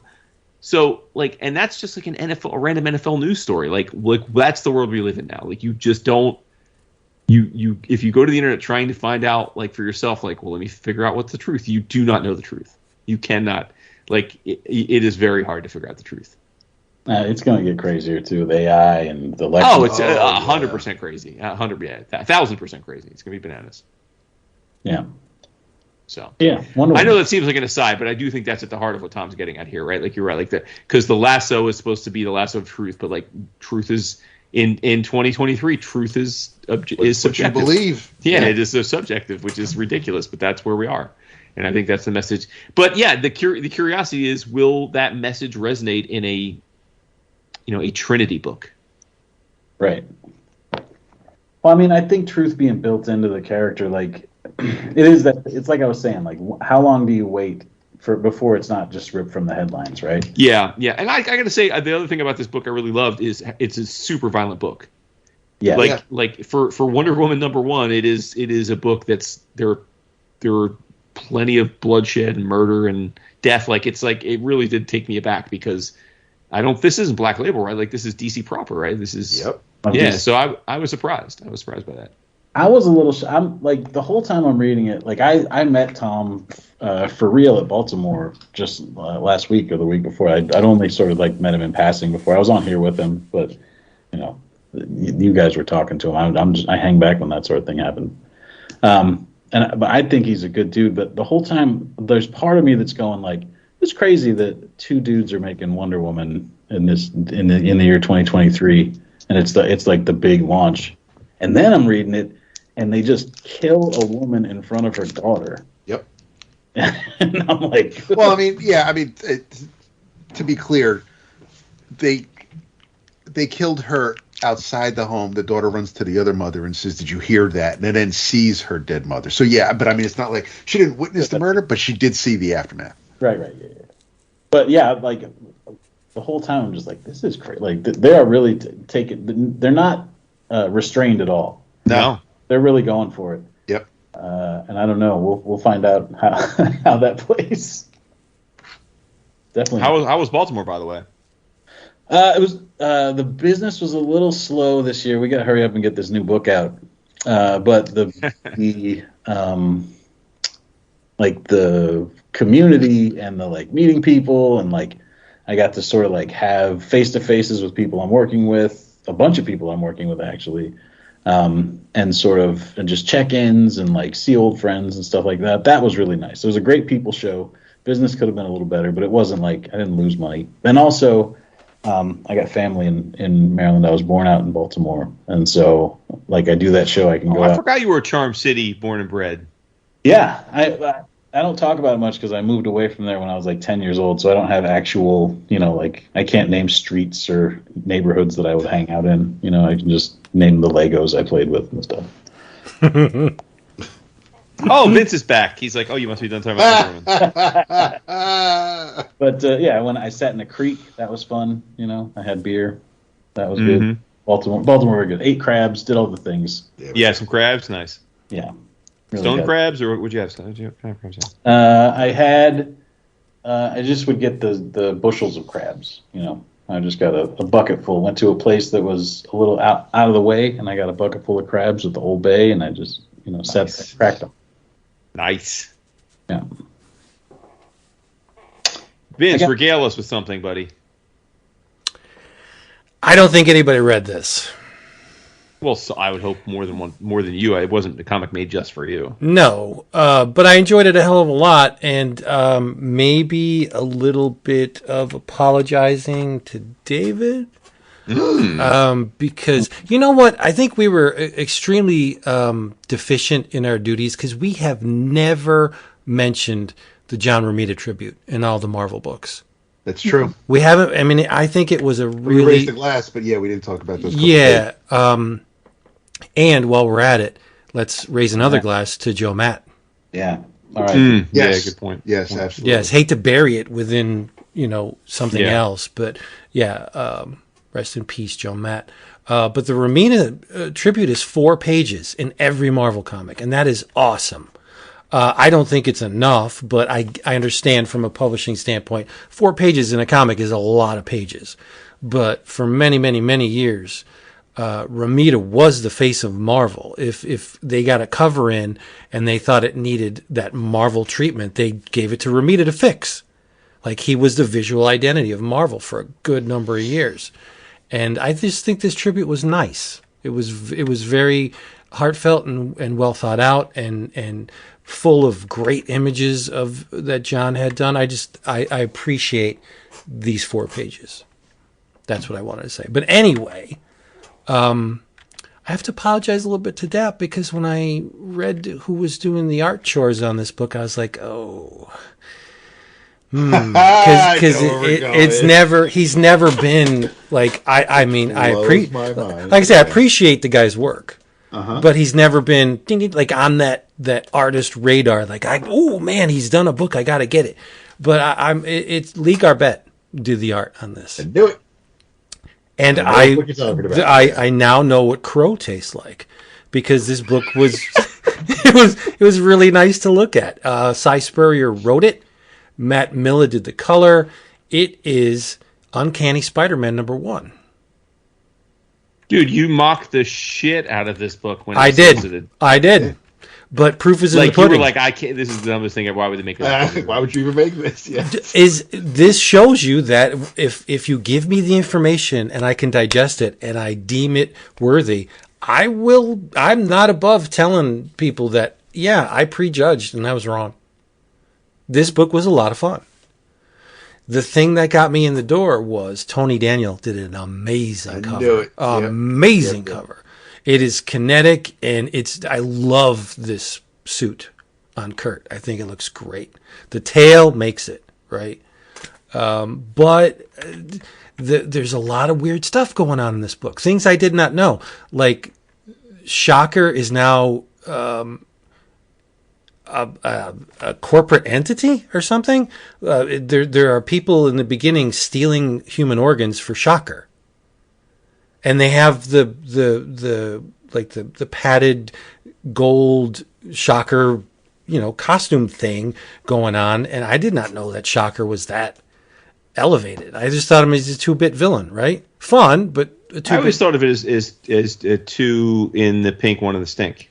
Well, yeah, if you want to get like bits. Lowbrow, sure. But yeah, because you're above that. Yeah, I am. But now there's about diarrhea again. They're stealing organs, right? So naturally, Kurt, as a spider, bamfs in and stops them. But he's trying to do the Peter witty repartee and failing, and there's a callback to this later in the book when Peter actually does show up. And he's talking to Kurt. He's like, my dude, what's up? Like, what's going on? Long story short, now that mutants are hunted, there's Stark Tech Orcus Sentinels in this book scanning human beings to try and find mutants.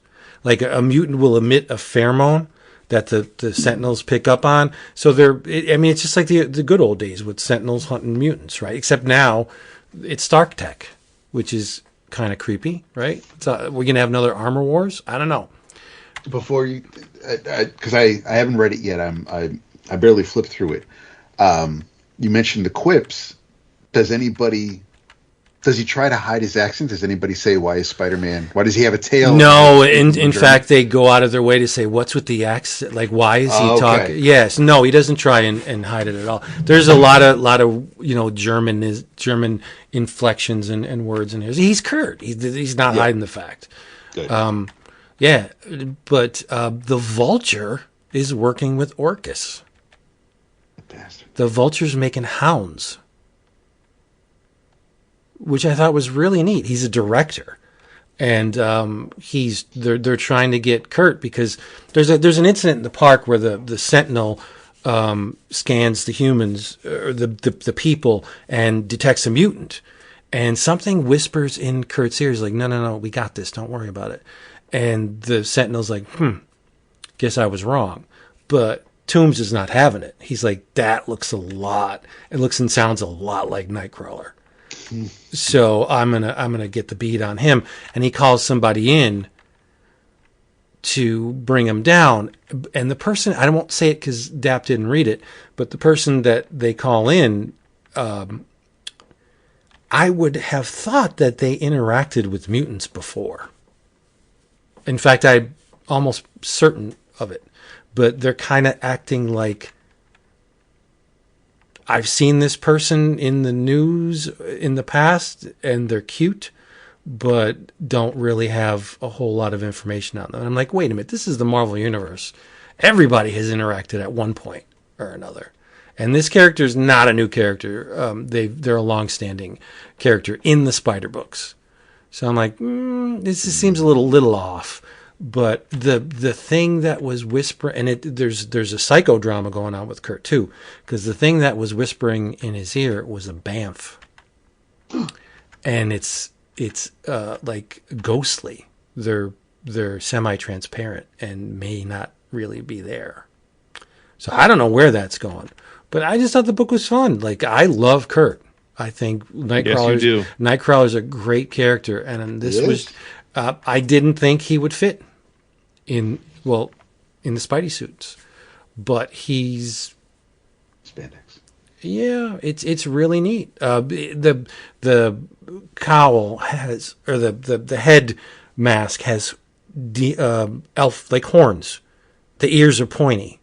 They're horned, like the pointy ears, which is neat. It's just visually, I think it works really well. But again, prejudged, judged wrong. So I thought it was a lot of fun. Is it a revolutionary take on superhero comics? No, it's just fun, right? You throw the Vulture in, that's great. When did he get techno wings? His wings are all like Warlock, after the movies, I assume, like circuitry, and they're jagged and irregular, and there's pointy bits hanging out of them, and they look like they're illuminated from within. It's just strange. But again, I've been away from the Spidey books for so long that maybe I was. Actually, yeah, it kind of almost looks like Warlock. That's what I'm saying. It looks like Warlock. Yeah. That I'm just starved for anything Spider-Man not connected in regular continuity. Thank you. It was nice that Peter showed up. Another character very closely, super closely connected to Kurt makes an appearance. Again, I won't spill the beans, but I thought this was a lot of fun. Well worth my time anyway. It's not an ongoing, so no fear. No, I wouldn't think. Yeah, it's a whatever miniseries, 4 or 5 issues or whatever it's going to be. So a dalliance at best, but it's a fun one, right? Good.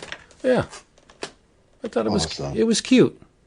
Yeah, shit, I'll read anything Nightcrawler, like whatever. Just put him like make him a Hulk. I don't care. I'll read it. Kurt's a great character.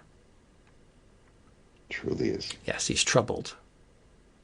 Very troubled because he wants to reclaim his name, but he can't because he's on the run. Mutants are feared and hunted again. He just wants to do some good. He just wants to make some change, some positive change, David. That's all. So I'm with him. He puts in. Peter's like, "How does the tail thing work?" And he's like, "Whatever, never mind." Yeah, it's cute, real cute. Chances of Jason reading this are probably as high as me reading Wonder Woman. Of Jason not reading this, it probably as high as me not reading Wonder Woman. Yeah. I would say yeah. I mean, it's not a priority. That's what I'm saying. It's a mutant book. It may eventually make its way. Yeah, I mean, but it's like, it's a transitional mutant book, right? It's very much so. Yeah. And it's more of a Spidey book than it is a mutant book. Mm-hmm. But yes, there are things directly connected to Kurt in it, but there are more things directly connected to Peter in it. Mm-hmm. So, like the Vulture's his villain or one of his villains, and the person that is brought in to take out Kurt is a Spider-Man character first and foremost, I think. So yeah, Mm-hmm. yeah. There it is. Yeah. Fun stuff. Doesn't read like a Spurrier book though. It's not very weighty at all because from what I've read of Spurrier, not only the cross stuff, but intense dude, right? On the page. This is not that. This is just fun. I thought the only stuff I've read of his was the Dr. Aphra, and that I felt was pretty light. Oh, okay. Yeah. Maybe this is more of the same. Yeah. There you go. Whimsical adventure. It kind. Well, I mean, there's some weight to it because I mean it's not a good situation for the mutants, right? And stealing human organs is never fun. But yeah, in big picture, it's like a swashbuckling. Kurt has a sword too. Love it. Mein Gott. Yeah, but it's not a physical sword. He explains it in the book, and I don't know exactly where this came from. Let me get to the page, and I'll tell you if you care. I mean, if you don't care, it doesn't matter. But he says that there's like one guy's like, "Hey, where'd you get the sword?" And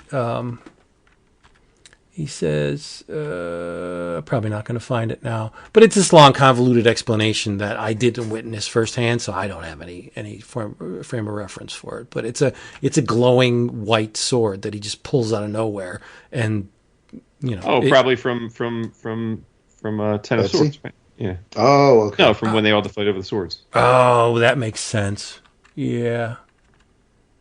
That makes a huge amount of sense. Mm-hmm. Yeah. Fun stuff. I got some. Dude, you're Mr. Marvel these days. Like, for real, though. What a cycle. Nah, I'm just in a mood to have fun. Like nothing. Everything I read doesn't have to be socially relevant or crack the internet. I just want to enjoy myself, and this book did that. Mm-hmm. Mm-hmm. Nostalgia is the driving force, Jason. Right? Mm-hmm. This is true. We doing more, or what are you wrapping it up? What's going on? We do more. Let fly. I got something I think is gonna make Vince very happy. Okay, that's why we're here. I had my pile of books here. I was like, this is a pretty Vincey pile here because I had my Ronin. A Vincey pile, he says. I had my Tom Scioli, Jack Kirby's Star Warriors. To a lesser extent, that Stan Lee book. But at Baltimore Comic-Con, I stopped by the Tomorrow's publishing booth. They had a book there that I did not even know existed. It just came out from them. It's the best of Simon and Kirby's mainline comics, featuring the complete Bullseye Western Scout. Wow. So it's Jack Kirby Western comics in this oversized, beautiful hardcover collection. It's from like 1955 Simon and Kirby stuff. I obviously haven't read the whole thing, but I've been poring over it because not only is the artwork beautiful, it's different looking Kirby stuff. Like it's his more grounded stuff, but this Western stuff is just really sharp. But what made me really pull the trigger, because I've skipped, I don't have the entire, Jack Kirby archive. I've skipped some of this older, pre-Marvel stuff. But what made me jump on board for this one was the restorations were done by this guy. Hold on. Christopher Fama. Vince, do you know this name at all? I've encountered it before, yes. What up, Fama? He's the guy that did the restorations for this book. But where I first encountered him was he did the restorations for Young Romance 2. Oh, okay. Right, yeah. So Young Romance 1, they just did scans of the comics, Fantagraphics did, and they republished it, and it was cool. But Young Romance 2 looks like a fucking brand new comic. Like, the paper's great, the colors are great, and it's because this guy, on the very back page of Young Romance number 2, there's this about the restoration, and I pulled it out because I just want to give a quick rundown of what they do to these comics. This guy buys Golden Age comics. Presumably he buys them, or he has them, or some lunatic lends them to him for his collection. So they take the original page, they soak it in a solution, in a cookie tray, like a tin, and then they heat it to a near boil in a stove in this liquid solution. and they pull it out with tongs, this page. Then now it's like this limp, 100-year-old comic book page. And the color starts to just sort of fade off of it. Like it sort of comes off in this solution. And so then they air dry it and flatten it. And then they scan it at high res, and it sort of doesn't have any of the Bend-Aid dots anymore. It doesn't have any of the color. And then he can scan it and bump the levels a little bit, and you get basically, as close to line art as you could get on this stuff. But I'm so fascinated about the idea of this guy chopping up comics. How did he figure it out, How is he just like, all right, here's what I got to do. I got to put comics into a paint thinner solution and bake it until it boils. Fascinating to me. And me too. I'm just as excited that this guy worked on this comic as I am that Jack Kirby worked on it. I think I'm just like, that's so cool. This guy's the coolest, and and it's like hundreds of pages long too. So I just imagine, like, what is this guy's life like? Like, does he have several stoves running? Is it? He's got one of those industrial kitchens, Yeah, it looks like Breaking Bad. Like he's just driving around in an RV. Yeah, 16 hours making meth, the other 8 hours doing comic restoration. He's making the best of mainline comics. Does he have a wife? Like, what's his family think about this? Tony's writing his whole backstory. I want a I Am Stan Tom Scioli book about this guy that cooks these pages. But yeah, this book is beautiful looking. 11 Kloskers, if you're out there, give it an order off of the Tomorrow's site. It's really sharp, really beautiful. It contains all the Kirby stuff from Charlton Bullseye, Charlton Bullseye. It went to Charlton after Mainline. Like, Mainline was the company, and they did like 5 issues, and then Charlton picked up the comic Bullseye after them. But anyway, it's Kirby Western stuff. Really sharp, really beautiful reproduction, and it's it's like larger than 8.5 by 11. It's whatever, like I don't know what book to compare it to. Maybe like a Hellboy Library Edition, or like slightly smaller than that. It's nice. A big, very nice. And Simon's on inks, right? Other people are too. Like it's definitely like a studio job. Hold on, let me look at this credits page here. Interesting. While you're finding that, Mike Royer's my favorite Kirby inker, only because Mike Royer basically just blacked in Kirby's lines, right? I think Royer was the most faithful translation of Kirby's pencils, but right. There's something about Simon inking Kirby that I don't think you find anywhere else.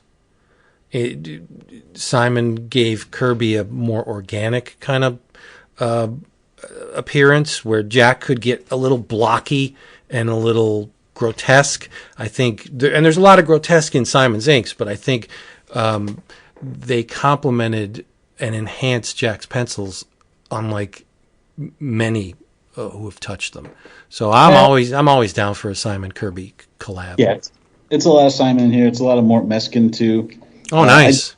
I agree with you that the Simon stuff, I feel like it's sort of it works better on stuff like this, I think, than on superhero stuff. Oh, like, yeah.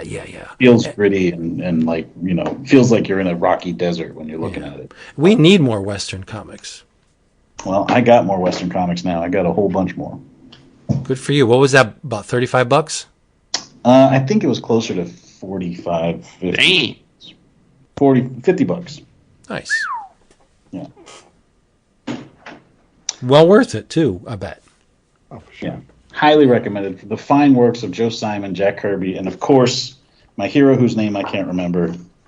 The Page Dipper. I follow this woman on Instagram, and she's a document restorer, and more often than not, she'll put videos up of her restoring concert posters, vintage concert, posters, which admittedly were printed on a much heavier stock than comics, but she does the same thing. Like, she has this vat of stuff and she just puts the paper in it. I'm like, the fuck is going on? And she'll take it out and she'll hose it off with a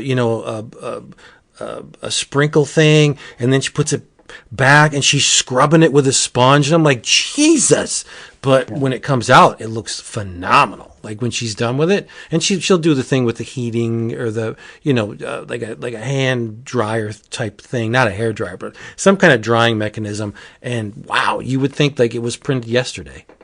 I don't know what's in that vat. It's probably like something from Lourdes or something, given these things eternal life. I don't know. But they look wonderful when she's done with them. So I wonder if this guy has videos up. He must. If he's Chris Family? Yeah. I'm going to search it up. I wonder if it's like movie blood, like everybody has their own concoction that they like to use. Yeah. Because I know they had to do a similar thing for Cyberforce.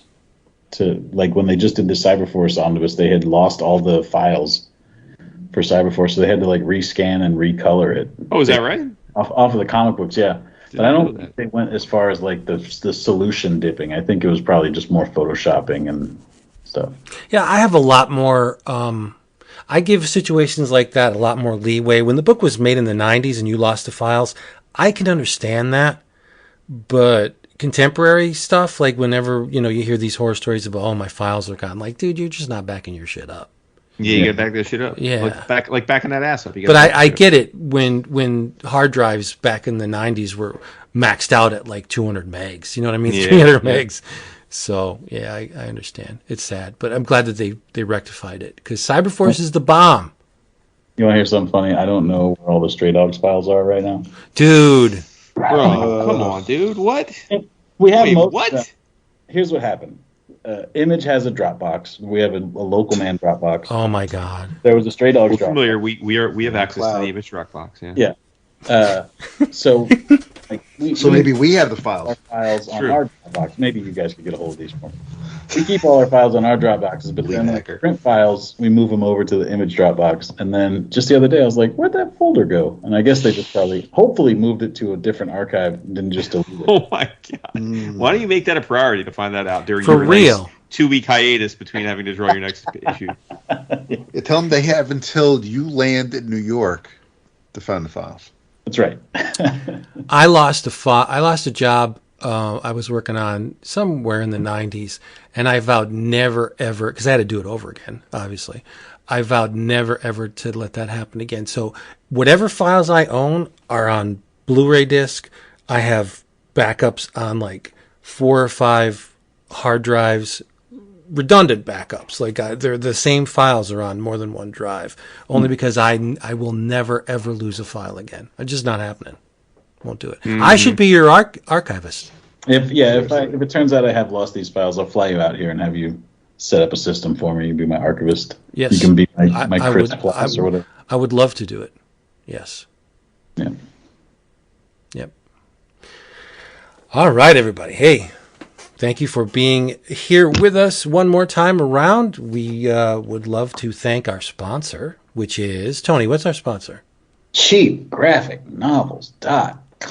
Yes, indeed. Remember, you are going to go to their site, cheapgraphicnovels.com. You're going to look around. You're going to say, oh, my goodness, I can save a lot of money here. You're going to order something, not too much. Don't order a whole bunch initially because I have a plan for you. Place an order. You're going to get an email confirmation saying, thank you for shopping at cheapgraphicnovels.com, intelligent person, where you saved a whole bunch of money. And you're going to reply to that email message saying, you know what? I would have never known about this glorious place if it wasn't for 11 O'Clock Comics. And Max is going to pat you on the head and give you free shipping on your next order. And that's when you tank up. It's just common sense. Just do it. Also, if you would be so kind to please check out our Patreon page, patreon.com/11 O'Clock Comics, audio downloads, video, vintage fanzines, page a day. You can get covers of Titanic team-ups and other stuff. It's just a whole lot of fun. You can weigh in on the book of the month. You can also join our dedicated Slack channel where we convene each and every day to talk about everything. Some of it uncomfortable, but that's life, right? So do that. Patreon.com/11 O'Clock Comics. I don't know if you guys are aware of this, but I am completely enamored with the From Software aesthetic. I love it so much. Elden Ring, 350 hours into it. The Souls games are amazing. I love the look of these things. They're very hard, but the look is what drew me into it. And the thing that drew me into it first was Bloodborne. Yes, Bloodborne. So anytime I can get more of that From Software goodness, I will leap into it. And Titan Comics publishes a Bloodborne comic, and it's been going on for some time. Interconnected miniseries, right? It was started off with Alesh Coate was at the helm writing. It has since been handed over to the ever-capable hands of Cullen Bunn, but all of the miniseries have been illustrated by Piotr Kowalski, my dude. Love him so much. Who's on color? Brad Simpson. Yeah, that's right. Yes. The previous miniseries was Bloodborne, Lady of the Lanterns, and I talked about that on the show. This picks up right where that left off. If you remember, there was a brother and sister waiting for their father to come home because the Yharnam is not in a good state with the ash and blood plague all over the place. So they're waiting for the father to come home, and unfortunately Vivian, the young lady, was consumed by the scourge and put down by a hunter, leaving her brother Lucian alone. In comes Gretchen and Abraham, the hunters, and they kind of take Lucian under their wing, and because he saw his father die. So now he wants to eliminate this scourge by becoming a hunter, and he's all gung-ho, and they're like, you are not ready, little man. In this story, miniseries, Lucian goes missing, and it's up to Gretchen and Abraham to retrieve him. Unfortunately, they don't know where he is, and they stumble upon a ritual that had yet to be completed. So what they do is they complete the ritual, and they are taken away, and that's where this issue begins, with a lot of creature carnage in the From Software vein, and I just think it's amazing. But when Peter Kowalski illustrates something, it has that extra little oomph that I love so much. I will read anything that Peter Kowalski touches. I do have him quite a year. Yeah. He must be extremely fast, because this I was guy's thinking the same thing. just knocking comics out. We've talked about right. 4 or 5 books from him this year. Now Yeah. it's possible he was doing them for a few years and they all hit the Yeah, because they're all but- miniseries, so they Yeah, but probably still. were Yes. staggered. But, still. But if you're also, in addition to being a comic fan, if you're also a gamer and you are wise to the From Software magic, you're going to love Bloodborne. They produce a slipcase where you can get, I think it's the first 3 miniseries all in one shot, and then you can buy the trades for the 4th, and I think this is the 5th, which has yet to be collected because this is the first issue. But it's great. Really awesome stuff. Bloodborne, Bleak Dominion, #1. Go get it from Titan. It's great. Notoriously difficult video games. Yes and no. Yeah, I think Dark Souls was the pinnacle of difficulty. Like I could not do that fucking game. Any of them. I have them. I've played them maybe for a couple hours, but they're just too hard. But I got all through Elden Ring, and that's I mean, Elden Ring, as we talked about before, is by all accounts hard. But the reason I think Elden Ring was such a smash hit is it seems like the reviewers said it took the pedal off the gas a little bit relative to the Bloodborne games. Yeah, I mean, I've gone through boss battles in Elden Ring at least 10 times just to get through them. Yeah, it is hard, but it's not overwhelmingly so. Like Dark Souls, this is like I've fuck you'd the controller so many times on that game. Yeah, No doubt. So there you go, Bloodborne, great stuff. that's great. Womp, there it is. In your travels, this isn't all that new, but I am in the process of just pulling things out, random books. Actually, we were talking about this on the Slack because Vander's been looking for things to read, and so one of the books that I pulled out from one of the stacks near me, that's just been sitting here for a minute, is adapted from a novel by Michel Debussy. It's adapted by Fred Duvall, beautifully illustrated by Dieter Casgrain, and it is a book by Magnetic called Blackwater Lilies. It is gorgeous. I haven't finished it yet, so that's why it's in your travels. I didn't talk about it during the show, but I'll have it finished soon. I believe it was Kickstarted or part of a bundle with Kickstarter, and I waited. And it was definitely worth the wait. It's a beautiful piece of work. I never read the novel, which is only a few years old. When did it come out? 2000 something. But it is it's a stunningly gorgeous book. Magnetic puts out great books, as we all know. The little rounded corners. The hardcover is illustrated, no dust jacket, has a nice feel to it, and a really nice size. So this way you can see Casgrain's artwork. I definitely recommend it in your travels. Blackwater Lilies from Magnetic. And if you want to hear a deep dive on it, you can go to episode 647. There we go. January 10th, 2020. When I talked about it when it was through Europe Comics. Rest in peace, Europe Comics. But when they were giving us all that glorious European stuff on the Digi side. I don't even know if they're doing it on Digi anymore, but yeah. No, I think they're done. I think they're kaput, sadly. But they were great while they were around, for show. Yep. 100%. My In Your Travels is going to be a book that I mentioned already with the in the thank yous up front, and that is Rosemary Valero O'Connell's Don't Go Without Me. I loved her, I think it was her second graphic novel called Laura Dean Keeps Breaking Up With Me. I believe it won the Ignatz that year in 2019 for Best Graphic Novel. And I probably talked about it either late 2019 or early 2020 because I read it when it came out. But for some reason, I don't know why, maybe because it was the pandemic, I don't know. But this follow-on, which came out a year later in 2020, I don't remember even noticing the solicits, so shame on me. But as I said, Davin was kind enough to send this to me, and I read it as soon as I received it. And it's an absolute... It's a work of art. It's a triptych. Well, she describes it as triptych. It's basically an anthology, but written and drawn by her completely. And the narrative is a couple.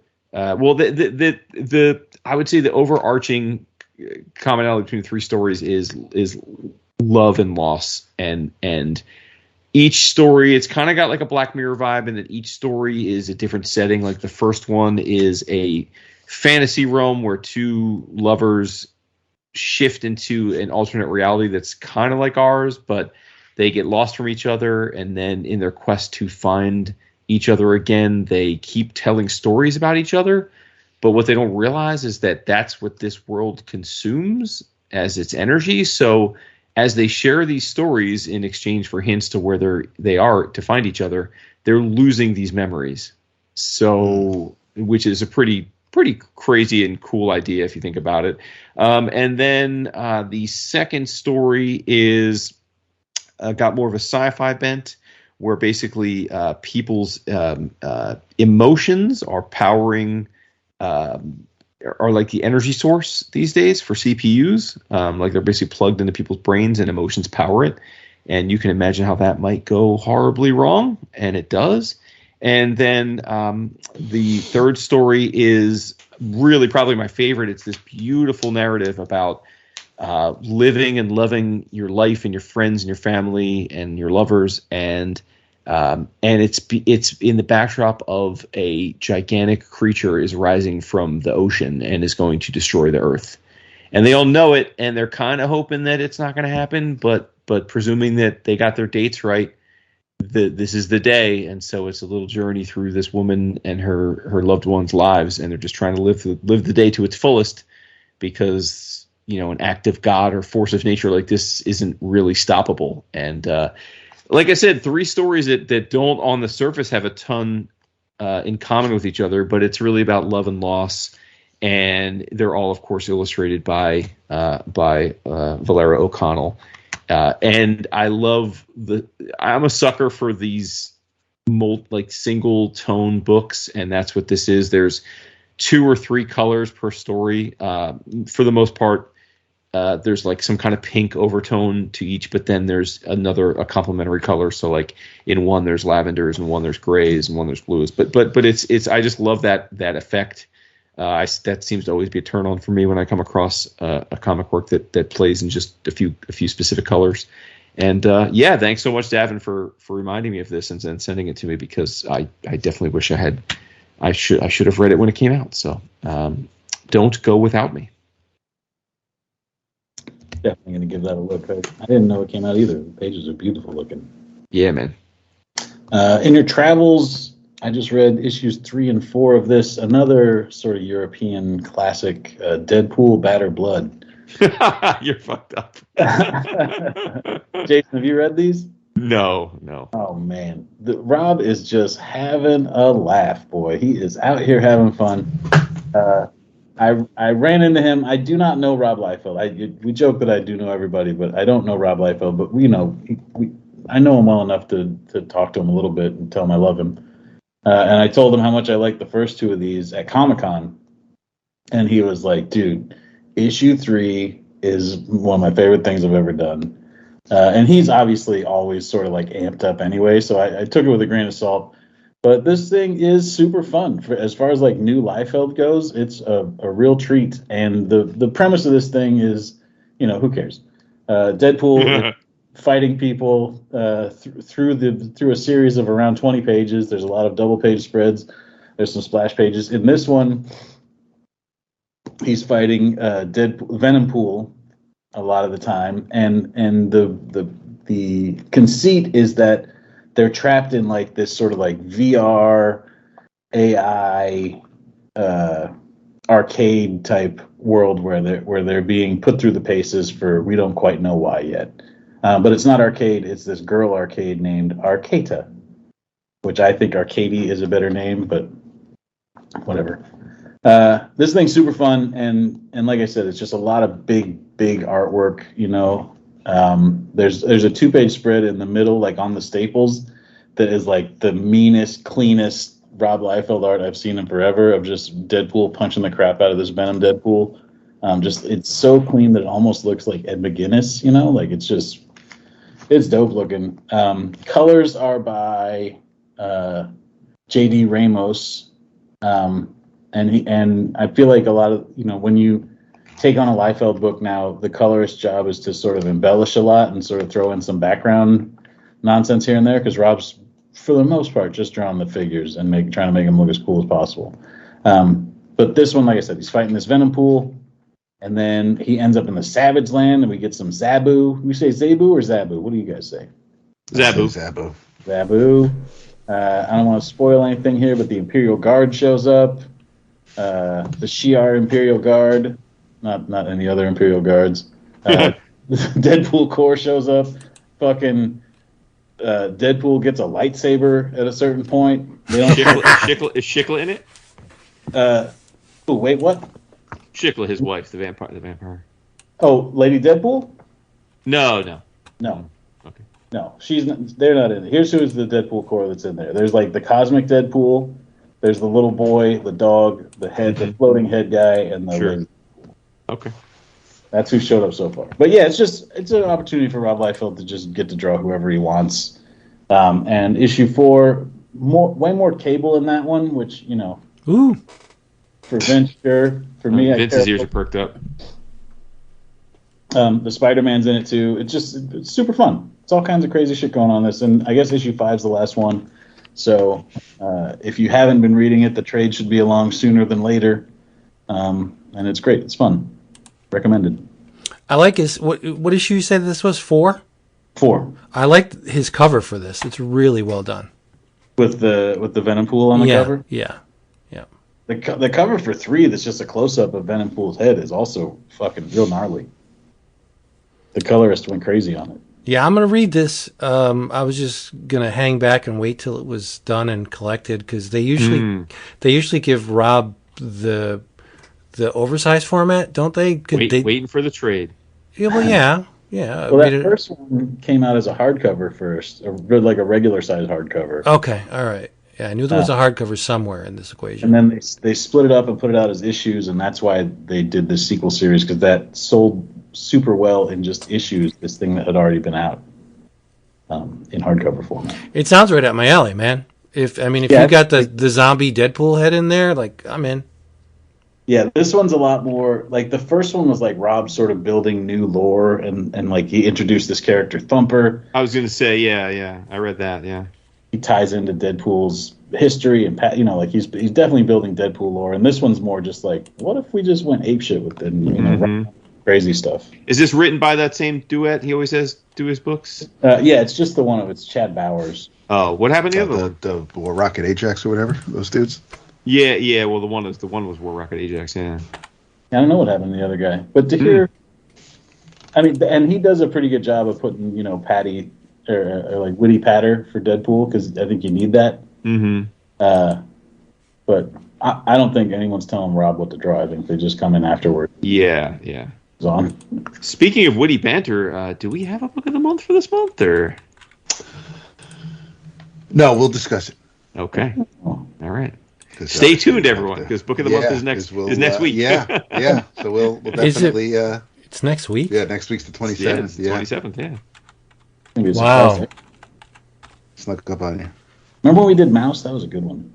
Dude, it's funny you bring that. I just sent my copy of Mouse along with one of my copies of Watchmen up to Boston University because my son is studying them both in his elective that he's taking on comics this semester. Oh, nice. I feel like I saw Facebook pictures of your son's dorm room. You had some comics on the shelf. I like that. Yes, sir. Yeah. Chip off the old block. Yes, that's right. Yeah, real excited for him to read Watchmen and Mouse, man. Can't get much better than that. You cannot. Unless he doesn't like them, then it's not a good thing. Well, I told him, I said, listen, I said, if these are a slog for you, I'm like, you're gonna have to lie to me. Just shut up about it. Yep. They come around though eventually, which is good. Yeah. Time and experience, right? Damn Skippy Bippy. Yeah, Tony, that's what I was talking about. The Venom face, the whole face on the cover was the one I thought. This cover's nice, but the last cover was really well done. Yeah, the colorist on that cover of issue 3 was going like heavy metal crazy. Nothing wrong with that. Yeah. All right, people. Hey, thank you for being here with us one more time. We hope you come back next week. One more time. Because we'll have more of this. Maybe Tony, but probably not. But maybe. We'll see. What if we pick a book of the month that you're just like, dudes, I got to talk about that with you. You never know. We'll come rushing back. Yeah. That's discussion. You know I love a BOTM discussion. Yep. One topic. Started from the bottom. Now we're here. That's right. So, do yourself a favor. Took us to a comic shop, buy some comics, read them, talk about them online, come back here, baby. We'll be talking about them, and maybe you can even join in on the discussion on the Slack thing or on the Facebooks or wherever the social medias carry us because we're all over the place. So say good night.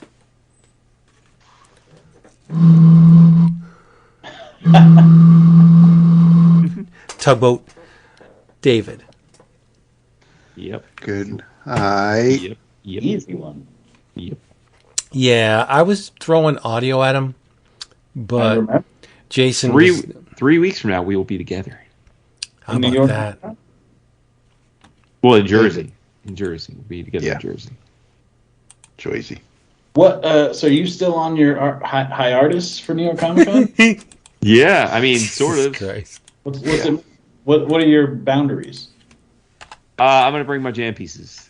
Okay, so no solo shots, just jam pieces. And one solo shot. What are you getting? Well, I don't have anything from Valerio Schiti, and he's coming, and he's going to be at Cadence's table, and he doesn't come to the U.S. very often, so I procured a domino from him. But fair enough. That's very reasonable. Yeah, I ran it by the wife. She was cool with it. Yeah, she was proud of my restraint this year. She doubted I was going to actually show restraint. So don't doubt you, sir.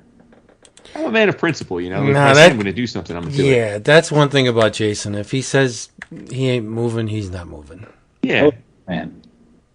So, but yeah, we'll see. But I'm not. There's no. It's a weird thing because like especially on our Slack we have a very vibrant art channel, and normally I'd be right in the thick of like the hustle of like, oh, there's this person's opened up the list, this rep's opened up the list, and it's happening because there's so many art collectors on our Slack channel. But I'm just like, nah, man, I'm rolling up in there, just free as a bird. If something's available and it strikes me, cool. If not, nah, we're good.